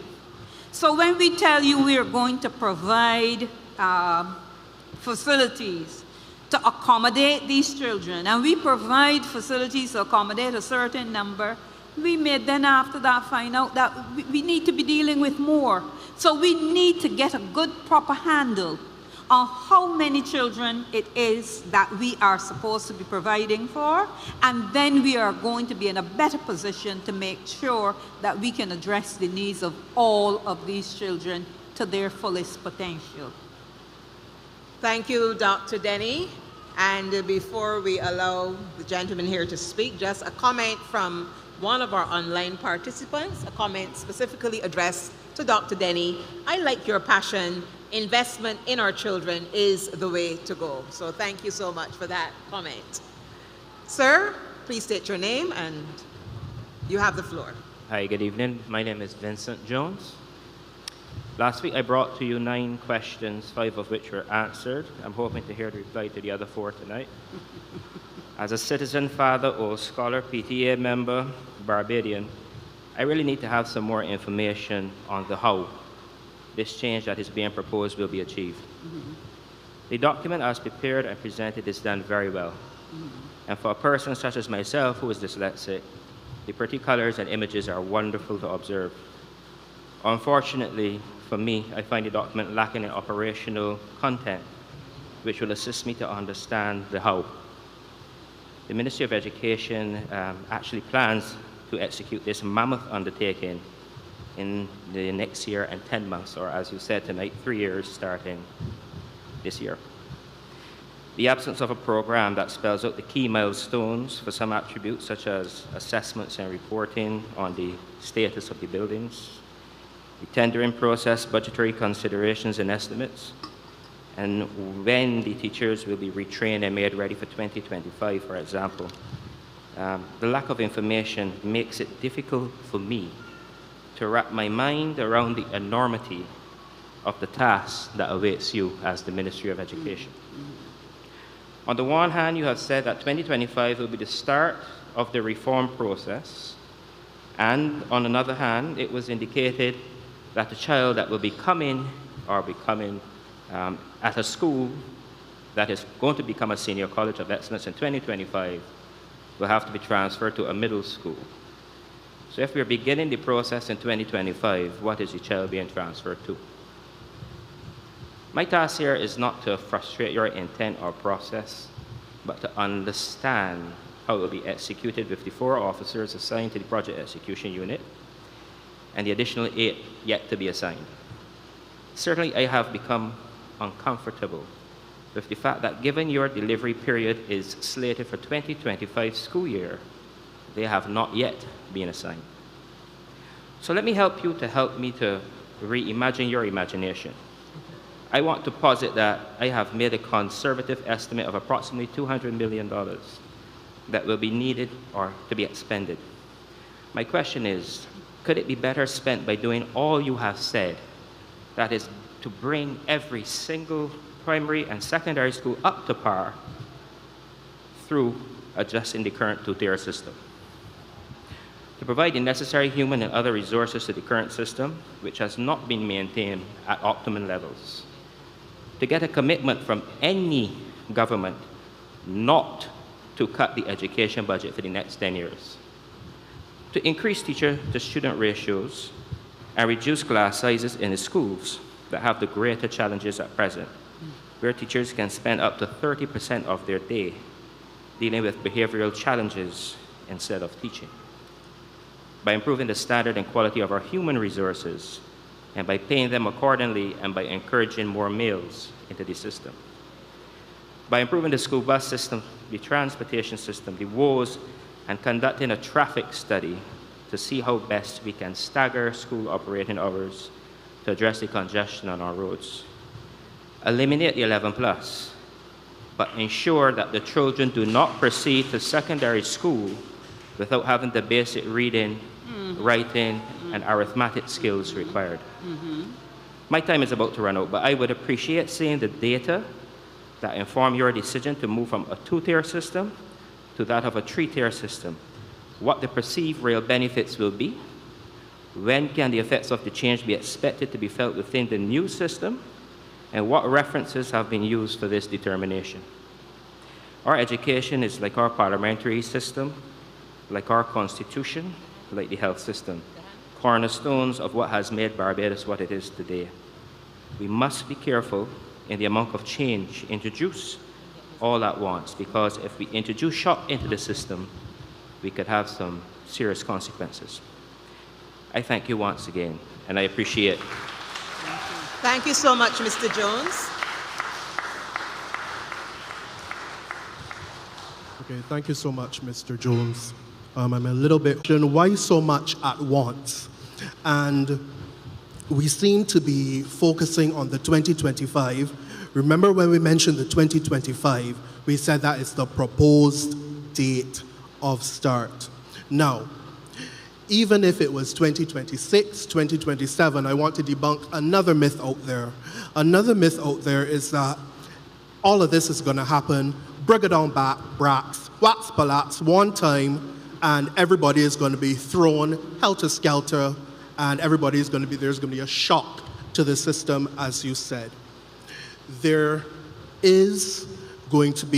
are some things that can be implemented by 2025, some things cannot.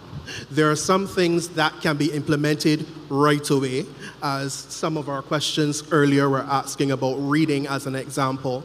Some of those interventions can start and have started already. In relation to teacher training, and I'm so glad that you mentioned in one of your points trying to assist us about teachers and helping them better in the system. Some of the training required for teachers has started. Now, I want you to, we've had a lot of talk about the costing, the funding.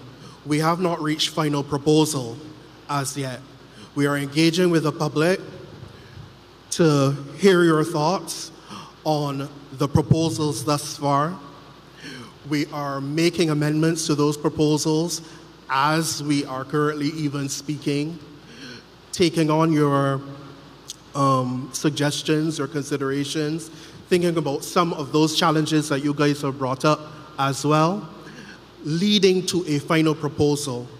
When final proposal is out there, then we can really start to dig deep on what it is that we really need to do and how we need to do it in such a way that it will be as least disruptive as possible, which I think Ms. Moore was alluding to when she is speaking about, parents are concerned. And so people often cry when I speak. I don't know. So I understand that you have a lot of concerns, a lot of questions, and we are working through those. Thank you, Mr. Luke. Chief? Do you have something to add? Well, I don't know what I can add at this point, but what I can say is that we continue to work through, and we always value your contribution, Mr. Jones. Thank you. We will make sure that we try to answer all of your questions and relook what we need to relook and consider what we need to consider moving forward. So thank you very much. Thank you. Over to my left. Yes. Good evening, everyone. My name is Kim Hunt, and I am simply a concerned parent. My son is 10 years old, so he will be among the last, I'm assuming, to set the 11 plus in 2024. But first, let me say that I am really excited about what I am hearing and what I am reading, because I have always been of the opinion that the 11 plus has served its purpose, and also we have such a packed curriculum between infants A and class 1 that may have been one of the reasons why so many fell through the cracks and end up in class 3 not reading, because there's so much to cover, because we are teaching to pass the 11 plus. We're not teaching children for life skills. So I am excited and happy to see the reforms proposed, and I am fully on board with them. Of course, my main question now is, when my son sets 11 plus, depending on what school he passes for, what happens in 2025 if that is a school that is not a junior academy? He is in first form going into second. What is proposed for students like that? Is there going to be, would he have to go back to the catchment junior academy, which in his case will probably be Princess Margaret, because my son is at St. Catherine's, which, by the way, is one of the best schools in St. Philip. But and we do have nursery at St. Catherine's, so we start at 3 years old. So I wanted to ask that question about what happens in 2025 with those students who are in a school that is proposed for a senior academy. And the other thing I wanted to perhaps propose, in harmony with all the other persons who are representing parents, I am on the PTA at St. Catherine's, and we are trying really, really hard to get parents on board. So I would like to also know how you're engaging with PTA associations to get them informed about these changes. That may be a catalyst for getting more parents interested if we have information that we can pass on. Thank you. Excellent point. Right, thank you, Ms. Hunt. Your question is one of the, we need to start adding that to the frequently asked questions. Yeah. That is one of the questions that a lot of people ask me. Just today, a colleague asked me the same question because it would directly affect her son in the same way that it would affect your child as well. To answer your question, in 2025, if the child is at a school that is to become a senior college of excellence, they will transfer over to a school that will be a junior college of excellence. There's no getting around that. What we tried to think about in the proposals was built-in flexibility. So looking at an appellate system, going from primary school to secondary school, also looking at that same type of appellate system in terms of which of the junior academies would be most comfortable for the child to be assigned to. Now, questions have arisen such as, again, as alluded to earlier, what about the uniform? What about, the question I was asked today is, well, my child will have done 11 plus, gone to that school, then you're telling that they're in that uniform, then they're switching over to another uniform, and then they would go over to the Senior Academy of Excellence the next year. So the thought process there is like, uniforms, friends, what's gonna happen there, all of that factors into the decision making. And I'll share something with you. We looked at having a phased approach to it, having the two systems run concurrently next to one another, and weighing the pros and cons of both of them. This was the better option. All right?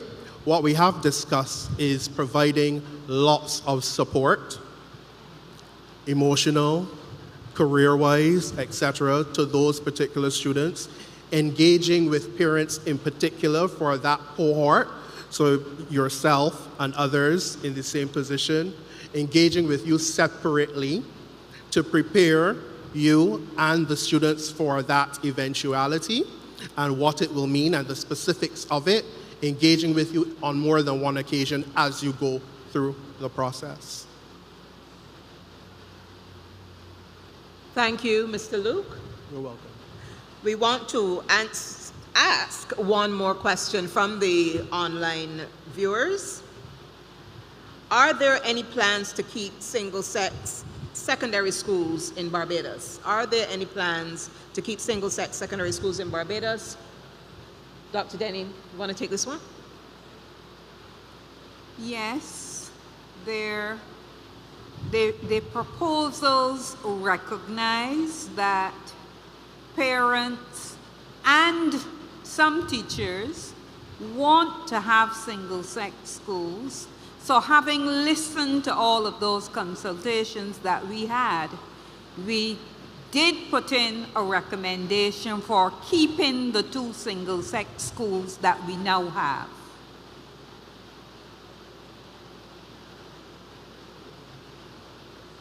Okay, thank you, Dr. Denny. We will invite another question at this time. Go ahead, sir. State your name, please. Philip Corbin. I'm presenting on behalf of a forum of interested persons who asked my wife, Rosalind Corbin, or Rose, to facilitate a session on the proposed education reform and have asked that we convey this feedback on their behalf. Education is the basis for living and on which all the other socio-economic pillars and institutions are established. An educated society will lead to improved individual, community, and national outcomes in health, less pressure on health resources, reduce crime and violence, and enable members of society to feel safe, secure, and improve overall productivity and contributions to the economy for themselves and future generations. Reform should seek to recognize and provide opportunities for nurturing the potential of every student. Education is a lifelong process, both formally and informally, and should be geared towards meeting the needs of the society.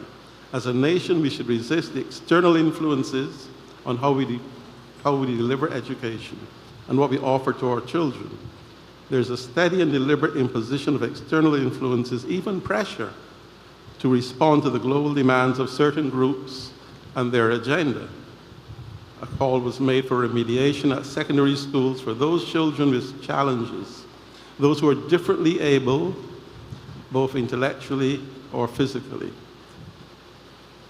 Students with challenges, for example in math, should be taken out of the mainstream while that subject is being taught to their peers, and be taught at a pace instead and with instructional material best suited to their needs, instead of staying in the classroom and not getting the required remedial attention and hence falling further behind.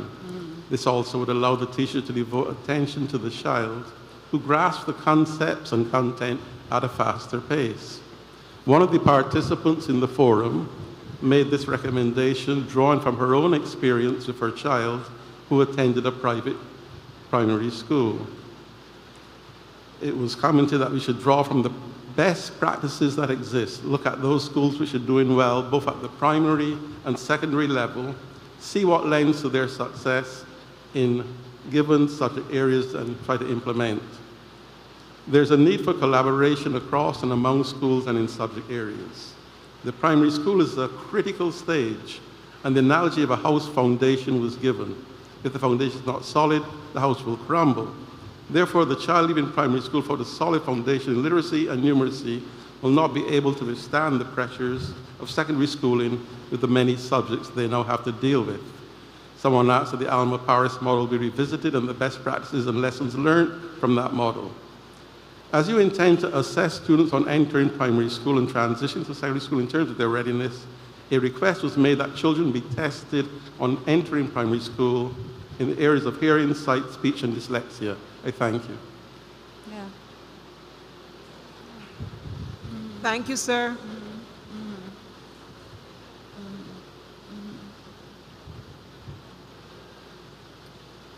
Madam, go ahead and share. Please state your name. Hi, good evening, everyone. Hello. Vertically challenged. My name is... Oh, okay. I'll try it, all right. Thank you. Right, thank you. Right. My name is Heather Wiggins. I am here tonight not to speak from the brain, but to speak from my heart. I am a teacher in the special needs system for 35 years, but that's not my role tonight. I'm also the parent of a wonderful 21-year-old who unfortunately suffers on the severe end of the autistic spectrum. And because we need to have courage to change the system, because my son never benefited from a school desk, a school chair, at my tax dollars, nothing. He had to be, wherever he went, I had to pay for his education. And then it hurt me. I went through the system of dropping him off on mornings and having to forget about his care if he was being cared for because he's nonverbal and he was in Pampers. He's still in Pampers at 21. And then rushed to school to take care and give quality care to the nation's children in special needs. And I always thought, you know, I can't be a change agent. I can't do it. There's no time. Until the day I came and I found him tied. Right? And when I found him tied, I had to stop and become a change agent for him. So in 2018, very much like you all know, I reimagined his education. I reimagined what was needed for him. And I stopped, and I didn't bother about the money. I went to the credit union along with another friend of mine, and we borrowed money. And we started something called Lifelong Skills Training, Inc. And when we signed up as an NGO, and we worked on each problem as it came. We said, how do you start a school with no money? Where do we get a building from? We went to the Methodist Church. We had meetings with the Bishop Richards.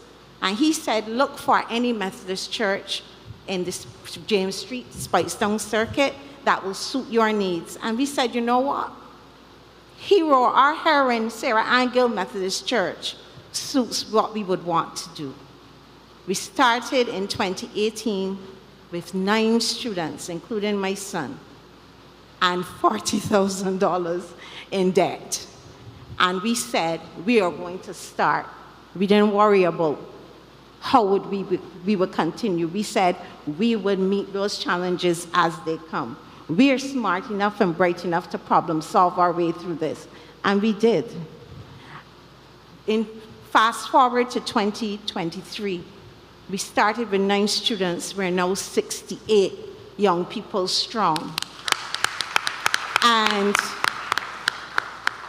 serving them from 16 years old until, because what people don't tell you is, we talk about lifelong learners, but ma'am, the true lifelong learners are our special needs children, because they grow, but they never mature, some of them. My son is 21 years old. I still assist him in the bathroom with toileting. I still brush his teeth, comb his hair, help him bathe. And these, but yet, without Lifelong Skills Training, Inc., I wouldn't be able to work. His stepfather had to give up his job in 2018 when we started and join with Lifelong, so I wouldn't have to give up my job. We problem solved our way through it. We didn't have all the answers, very much like how Dr. Denny, they don't have all the answers now. We didn't have all the answers then, but you know what? Something beautiful happened along the way. Because when the parents came, because we said we wanted to provide free continuing education for all students that want it, 16 years and above. We have been able in the last 5 years to provide those students every morning with a free breakfast. Why? Because we go to Carter's and they give us salt bread, they give us lead pipes. Every week I go and collect them on a Sunday evening. The Salvation Army, you problem solve. Salvation Army has been providing us with hot meals since 2018. So they get something to eat every day, free of cost. There are, Goddard's provides us with, every now and then, Divisolfin's hot dogs. We are able to get it done. So when you problem solve, if the passion is there, if the will is there, if the dedication is there, if the love is there, we can change. Because if 2 women can affect 68 lives of students, and not only that, something beautiful happened because we started employing the parents. So the home school connection and community connection came together. We now employ 12 parents who were once unemployed, just like how my son's stepfather had to be unemployed.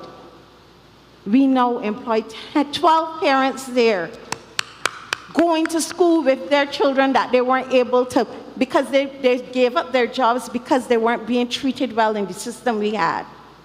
So now we have 12 parents who can earn a livable wage.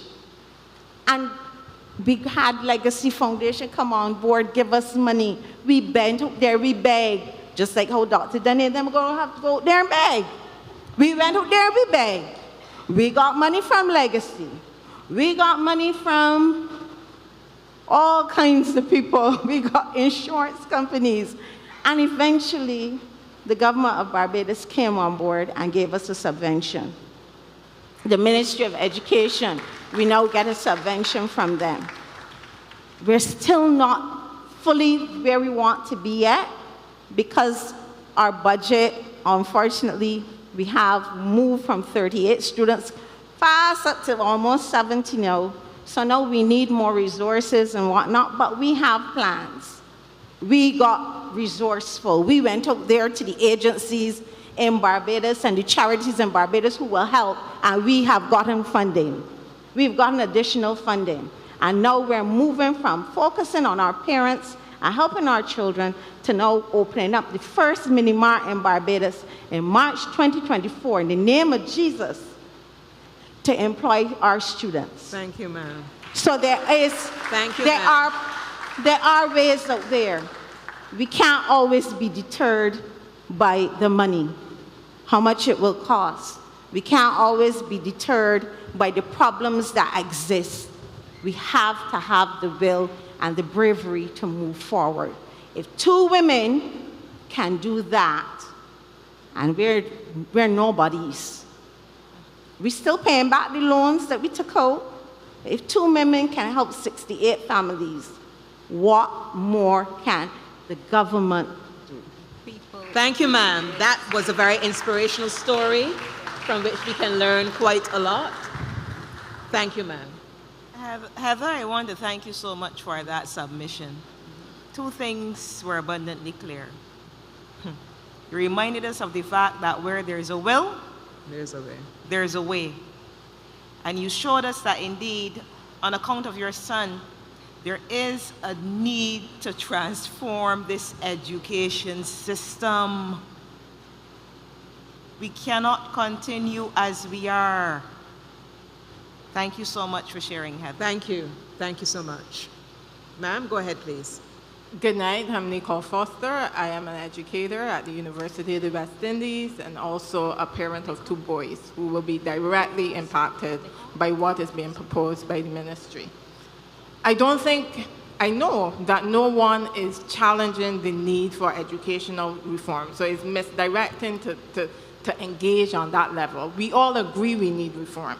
The problem that I and many others like me have is the process, the nature and scope of the consultations, and the substance of what is being proposed and how it will impact our children, and indeed the record of Barbados in terms of, as somebody said, the holy grail of education, much like how health makes us what we are. Much has been made of the fact that the process has been inclusive. I beg to differ.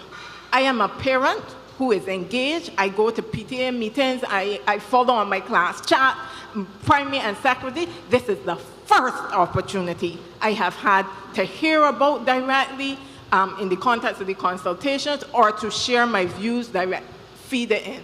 So supposedly PTAs were consulted, but clearly there are problems with that process. And so the ministry needs to look very carefully at who they are engaging as stakeholders and ensure, in fact, that those stakeholders have processes by which the constituents that they represent are able to feed their views into that process, so that you are assured that when X person comes to the meeting and says they are representing Y, that in fact they are representing Y, because Y was consulted. My other serious concern is, I know all the time the chief and others saying these are proposals, but these are proposals with a very specific implementation date, September 2025. Everything else is fuzzy, that is very clear, right? Now, why are we rushing? What is the rush? If it is that we do not have our teacher service in place as yet, if we do not have a sense of our audit being done, I mean, I'm stunned that we're talking about doing an audit after Cabinet has approved this policy. That's back to front. We need to do, how can they make an informed decision about whether what is being proposed makes sense for Barbados if we haven't done the audit? That's basic, that's policy 101. I mean, I'm not convinced about this, where there's a will, there's a way. And yes, there's good debt. You always talk about debt that you can see and touch, that's good debt, right? But at the end of the day, I do not want for my son to be caught in a system, or anybody else's son or child for that matter, and we're halfway through implementing something, and you know what? We can't find no more money to support it, all of this transformation that we are trying to get done. So we need to be sure, at least for the first 2 years, 3 years, whatever, we have the funds to support what is being proposed. And I know that financing is huge. I work at the university. We have way more resources, I would imagine, than some schools do in the ministry, right? And I mean, the cost just for technology, just to be replacing projectors, and that's low-key tech, that's low tech. I mean, we have schools that don't have proper Wi-Fi, all of these things. I mean, those are significant costs, and those aren't things that we can just read and say, oh, there's a will, there's a way, we will beg. No. And we can't rely on always ensuring, if the money doesn't belong to us, we can't be sure that XYZ, CDB, IADB, whoever is going to lend it to us. So we do need to have some credible basis on which we're going to move forward. And finally, I just want to end off by saying, I am still concerned. I heard what Mr. Luke said about the transition. My young son will be one of those caught exactly like how you're talking about. And it will be, I mean, it's going to be traumatic. And no matter how much care he gets, it's going to be traumatic after just coming from primary, after going through COVID. It is going to be deeply traumatic. And I end off by endorsing what Paula said is, I think we're going down a route that those of us who can will take our children out of the public system and just move it into private. I've seen many expressing that concern, that all is going to happen is we're going to get an explosion of private options, and those who can will move their children out and move into the private system. Before you move, I have some questions for you. But let me make a clarification first. Thank you very much for your contribution, though. You said that the cabinet approved the policy. No, well, you were saying in terms of the roadmap that there's an approval and then they go and they get the audit. When you were going through your... Right, okay. I thought that you said that the cabinet approved the policy. No, right? no. Right, because all the cabinet has approved is for us to have these public consultations, which we are having now. So I just wanted to make sure that we were absolutely clear on that one. You're talking about the transition and how it will be traumatic for your child, right?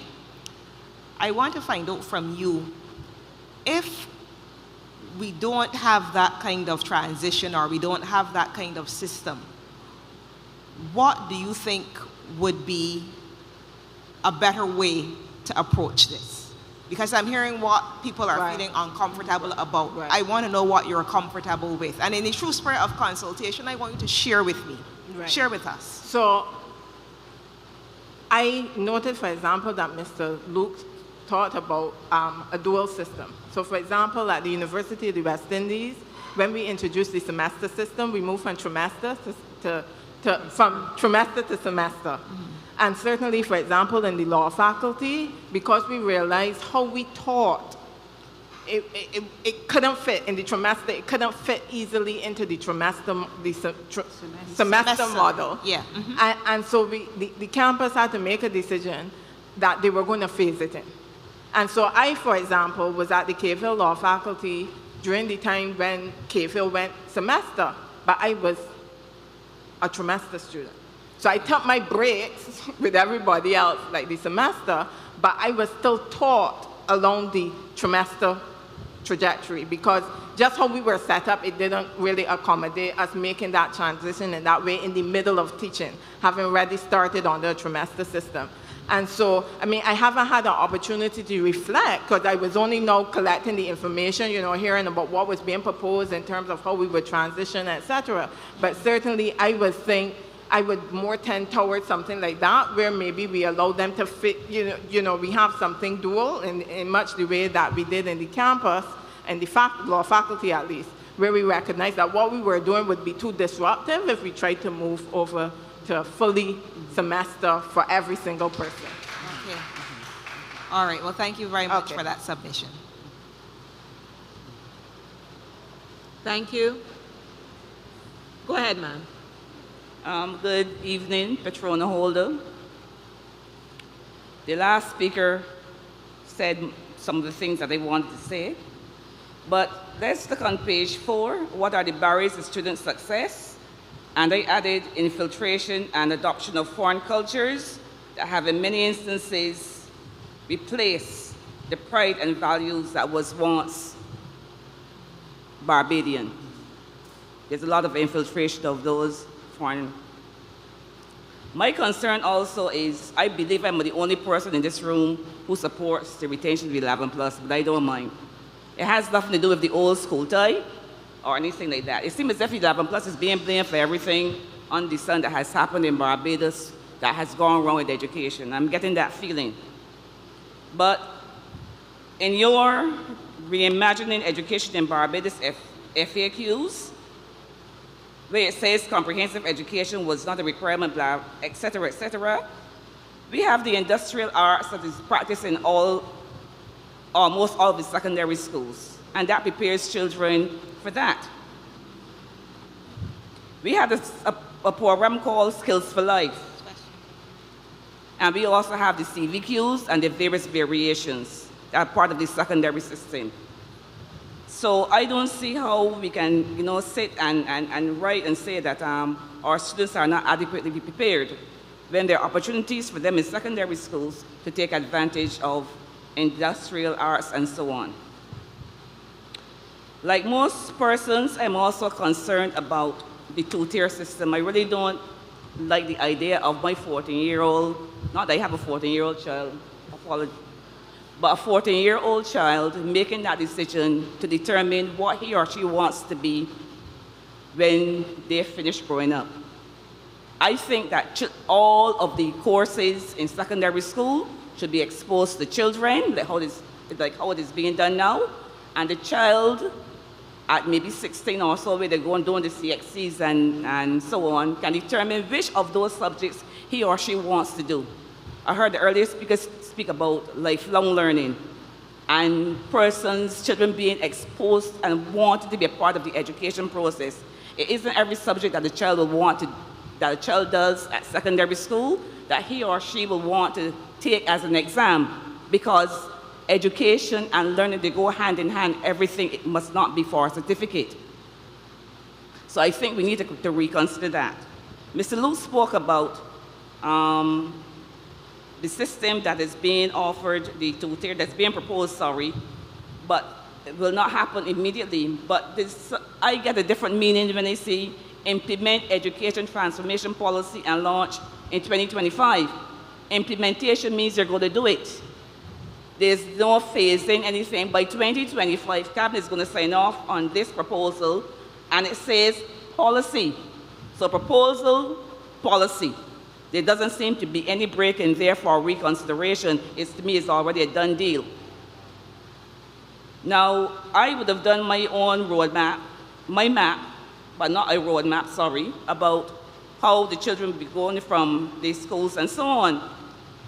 And the feeder schools, we need some more information on how the feeder schools process will work, despite it being talked down. And I'm suggesting that a schema should be done to show Barbados, to show parents how this process is going to work. When we invest all of that money and something happens, the Ministry of Education is going to have to take the blame.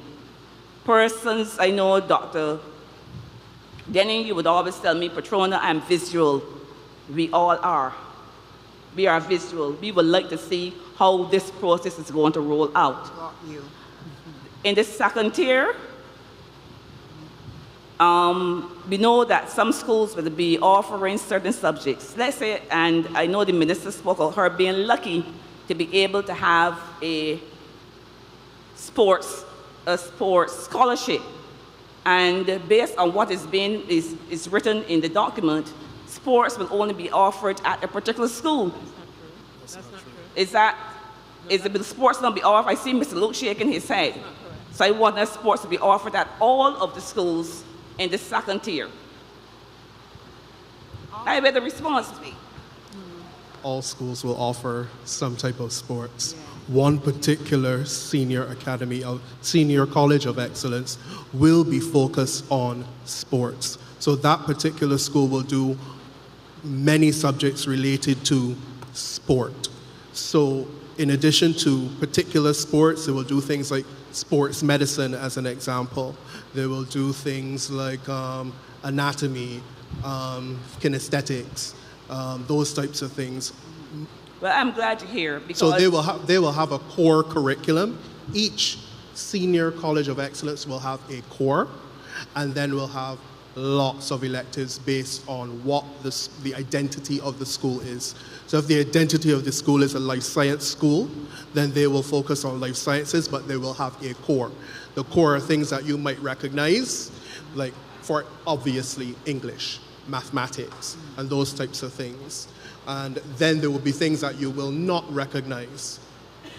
Well, I'm glad that you would have explained it, because looking at the document, it is not explicit, and persons are asking me questions, being the fact that I am a former principal, and they will come to me and say, Ms. Holder, please explain to me what is going on. So I'm glad that you would have explained that. Another thing also that you said drew my attention. Everything you said drew my attention. You had some good points there. You said that you'd like a situation that exists now where students are exposed to all these subjects as opposed to what is being proposed. Yeah. The opposite is true. So although a school may have lots of subjects at it, one of the things that we encountered during consultation, not that we needed to, was that students said, and these are students at the one end and the other end, they said, well, I wanted to do, let's say, Spanish, but I couldn't do it. There wasn't no room at the school for me to do it. I wanted to do food and nutrition, but there was only 20 spots in the food and nutrition class. So of a whole cohort of 200 and something students at a year level, only 20 students could do it. So that drew my attention, because one of the things that we're trying to do, especially at the Junior College of Excellence, is to have a broader range of exposure, so that the example that you gave, which is industrial arts as an example, not every student gets a chance to do industrial arts. Not everyone. Some do, but not everybody. Not everybody can be accommodated. So what is being proposed at the junior academy level is to expose all students to the same curriculum and expose those students to subjects like that as a matter of course. That those students will do, for example, industrial arts as a matter of course, everybody. Whether you're so-called bright or not so bright, those subjects are not for just one type of person. So a broad-based curriculum is what we're looking at. Like I said, for persons to understand this process going forward, details. We need to have a schema. There are IT persons at the ministry that can design one so that persons can understand clearly what this new reimagining education is all about. Yeah. Because clearly, we hear one thing being spoken at one meeting, and then we hear something else being spoken at another meeting. At these meetings? Huh? At these meetings? At these meetings, yes. Wow, I've been hearing a different thing. Right, so I would encourage you though, Mrs. Holder, you and others who may not have seen the full proposal, you can access it online, www.mes.gov.bb. So it goes beyond what is written in this booklet. Reading this booklet, this is just the skeleton of it. The full document is online, and it will be able to explain certain things. But I like the contribution that you made with regard to having the full table mapping out the transition process. I like that contribution, so thank you. That's something that we can consider. Thank you, Ms. Holder. Thank you. I think we have one more comment from our online audience. What plans are being proposed for children who are considered advanced or considered gifted? I think this may have been spoken to briefly prior, but we can have it answered again. What plans for the gifted children? Go ahead. I'm so hungry. Right, so we spoke about those children who will require IEPs, individual education plans. We said that we will cater to the gifted and cater to those who are on the other end of this spectrum. So we spoke at length about that. Yes, we did. Thank you. Okay, ma'am, go ahead, state your name. Good evening, my name is Sharianne Clark. I'm a social development advisor by profession, but I worked in the ministry for a period of time. I also am the proud daughter of two lifelong educators, one at the University of the West Indies, and my late mother, who was the last principal of St. Leonard's Girls' School. My concern is, I think a bright future for every child. I remember each one matters. I don't think there is any public debate or disagreement with the fundamental need to meet the needs of all the nation's children and help every child to reach their full potential. I think there's no arguments there. There's no arguments about investing more in special needs education. But if the goals of our reform are around equity and getting more balanced, rounded students and some of these things again, which I think nobody disagrees with, I think that the content of some of the proposals are troubling to me. The one that I would focus on now is this two-tier system with the junior colleges. I think we are at risk of throwing away the baby with the bathwater. at the same time of not even or undermining some of the goals that we've set ourselves in this reform process. My concern, for example, is I look here because I'm saying all the time, what's the benefit? Because there's so much transition, so much movement. There's been a lot of benefit for me from the school system as it is. I've seen my mother do amazing things with her girls. I know there are need for change. I've also seen the gaps. But I still think that there's fundamental reform and better implementation that we could do within the existing system. I looked at the benefits of the Junior College of Excellence, personalized education, transitional guidance, early intervention, holistic development, strong teachers. I pray we have those at all of our schools. Do we need to put them in a separate institution to do that? I don't think so. And when we talk about grounding the same main issues you just mentioned about a broader education from forms 1 to 5, not just 3. We need that rounding. And my concern too is we're pushing children towards too early specialization, which I think is not suitable for that age. And you are limiting the interaction between people that think differently. It's great for artists to sit down next to a STEM head. And sometimes the same person is a STEM head and an artist. My son is one. He did CXC art, and he's doing physics, chemistry, and pure maths now. He won't be an engineer, but he still loves art. In this system, he can go, because I look at this system here, I see visual art in this core curriculum for senior secondary. He can do it. You're talking about minoring and moving.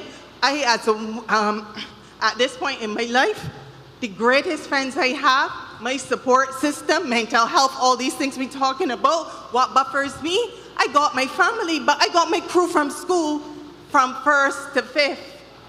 This moving and stuff, oh God, for children who shy, I just don't think it is the most appropriate. I haven't seen nothing here that suggests to me that there's sufficient basis for such a whole-scale change. I think a lot of what is being proposed from getting out of this two-tier system can be done by reforming and better implementing that 1st to 5th form system that we have. I think that we need to give some serious consideration to this because the implications are grave, I think, in terms of the sort of pigeonholing we're going to have, the lesser social bonds we have to support our children in a world that is so cruel and so impersonal, to be having them shifting and shuttling it, especially if, as I said, they're children who are shy or have these issues. We can deal with social and emotional learning. We can better support transition of primary to secondary without having two sets of systems. I really am struggling I'm seeing more disadvantage than an advantage, and the benefits that I've seen touted, I don't see any reason why those cannot be achieved through another route. So I would strongly suggest reconsideration of that whole two-tier system. Yes, let's do what we need to do at the post-secondary level and stuff. We don't need to be looking at food science, technology, and no 4th, 5th form. If you have your fundamental science, you'll be able to do what you have to do. Those is where I will leave it. Thank you. Thank you so much, ma'am. Your concerns are noted. Thank you. Good afternoon, good evening, good night. I hope you can all hear me properly. My name is Nyla Robinson. I'm an attorney, lecturer, parent, teacher, everything, auntie. I appreciate this session and I look forward to hearing more. I support the idea of reform because I think our children are segregated too early from infant school into the bright and the not so bright, when really they are all bright. I have 2 quick questions and a call to action. I'd like to know if the new colleges will be managed by politically appointed boards and to know how teachers will be allocated. I want to know how we will know if the new system is working, what the assessment mechanisms are. In talking to my friends and listening to the comments, I do not think the Barbadian public understands the proposals or the rationale behind them. I think the language might need to be plainer and more familiar, like using middle schools instead of junior college. I think we need greater buy-in from teachers and parents. The last report on education was published 15 years ago in 2007. I think it's unfair to the public to ask us for input without providing data, because sometimes we think certain issues are individual when they are actually structural and systemic. I'd like to see the ministry release an in-depth report showing the true picture, because I think the Barbadian public needs to know the good and the bad. In the last report, for example, the bad, it showed there were primary schools where the majority of students failed the 11+. In terms of the good, today we have schools with work placements, with these industrial arts, with all sorts of opportunities, and we don't really hear about these things. So let us hear about it all. Thank you. Yeah. Thank you so much, ma'am. Ms. Robinson, before you go, the document, the proposal, were you able to look at that? I didn't hear about it until tonight. Oh, till tonight, right. Because And there's I've been following the articles. Okay, but there's some data in there that you may find useful, because we did some research and we put the research in there. So if you still have questions after reading, because it talks about the primary school failure rate, it talks about the failure rate at the secondary level, and it shows the trends, and it gives the rationale for changing our approaches to teaching and to teaching and learning and so on. So you can take a look at that. If you still have questions, feel free to write us. There was also a question you asked about how will we know that we have reached the How would it make targets. sense? Yeah. So Dr. Denny, you want to speak to that? I can't remember the question. Refresh my memory now. Assessment mechanisms. How will we know if the new system is working? Okay. Well, we propose to have a number of assessment mechanisms. Right now, the primary assessment mechanism is pencil and paper tests. And you know that there are some children who don't do them well because they have a number of issues. Some of them can't read. So first of all, the inability to read is going to stop them from being able to answer the questions when they have a pencil and paper test. We are focusing on competency base. If you remember when I spoke, the very first thing I said was we are going to look at children's mastery of competencies. So we are going to have assessment in that vein, assessment that tells us whether children can do these things. And there may be some that will call for pencil and paper, but we are going to use mechanisms that will allow the children to demonstrate the knowledge and the skills that they have developed. Now, I also spoke about the national performance standards. We are developing national performance standards at each level, and we will have those checklists that will tell you whether the children have met the particular standards. A teacher will be able to see, well, listen, this child really can't go on because we have 10 critical standards that this child has to meet, and the child has only met 4. So you know where the child has fallen down and what you need to address in order to make sure that the child can move on. So we are focusing in a stronger way on making sure that teachers address children's needs. Because if the focus is not now on how many children you get passed for a certain school, but rather on how many of those children you get to meet the performance standards, you see that more children are going to be taught because you are judging success in a different way. There's something I wanted to say to you. Oh, I can't remember what it is now. You know when you're getting old and it is 9:30 and you are a diabetic and you're real hungry. There's something I wanted to say to her. I can't remember what it was. Okay, Dr. Denny, we will allow you to remember. We'll give you some time. Yeah. At this time, I think there is someone who wants to speak, and we're going to allow the microphone to be taken to him. Mr. Hercules?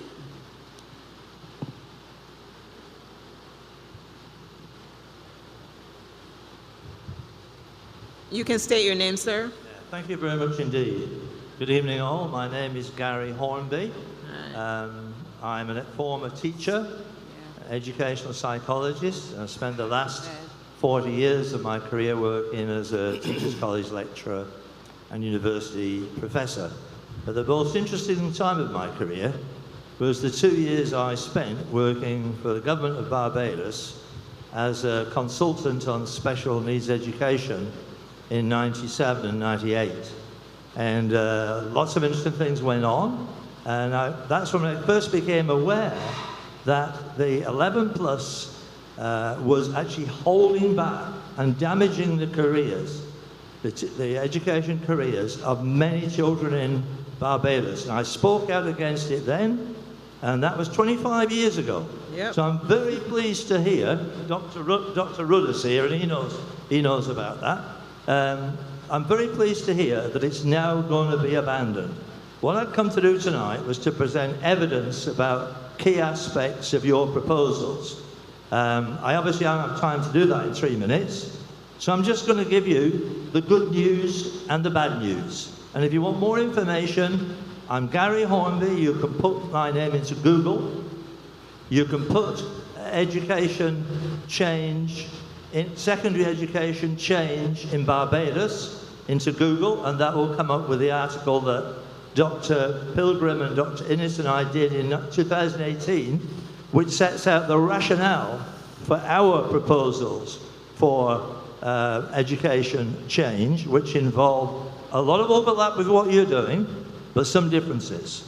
Yeah. Also, since 2019, I've written about a dozen articles in Barbados Today on education reform. So you can put the name Gary Hornby into the archive in Barbados Today, and you'll find it. I don't have time to present it now, but I'll tell you the good news and the bad news. The good news is I can tell you, I can find you convincing evidence that abandoning the 11 plus will be a really positive thing for education in Barbados. The kids in Barbados, the outcomes of all children in Barbados will be better without the 11 plus. And I can't obviously explain why, but you will contact me and I'll provide you the evidence. That's good news. Another good news is, which agrees with what you're doing, kids going on to secondary school, right, without the 11 plus, going to the local secondary schools, the neighborhood secondary schools, will become community secondary schools. And there's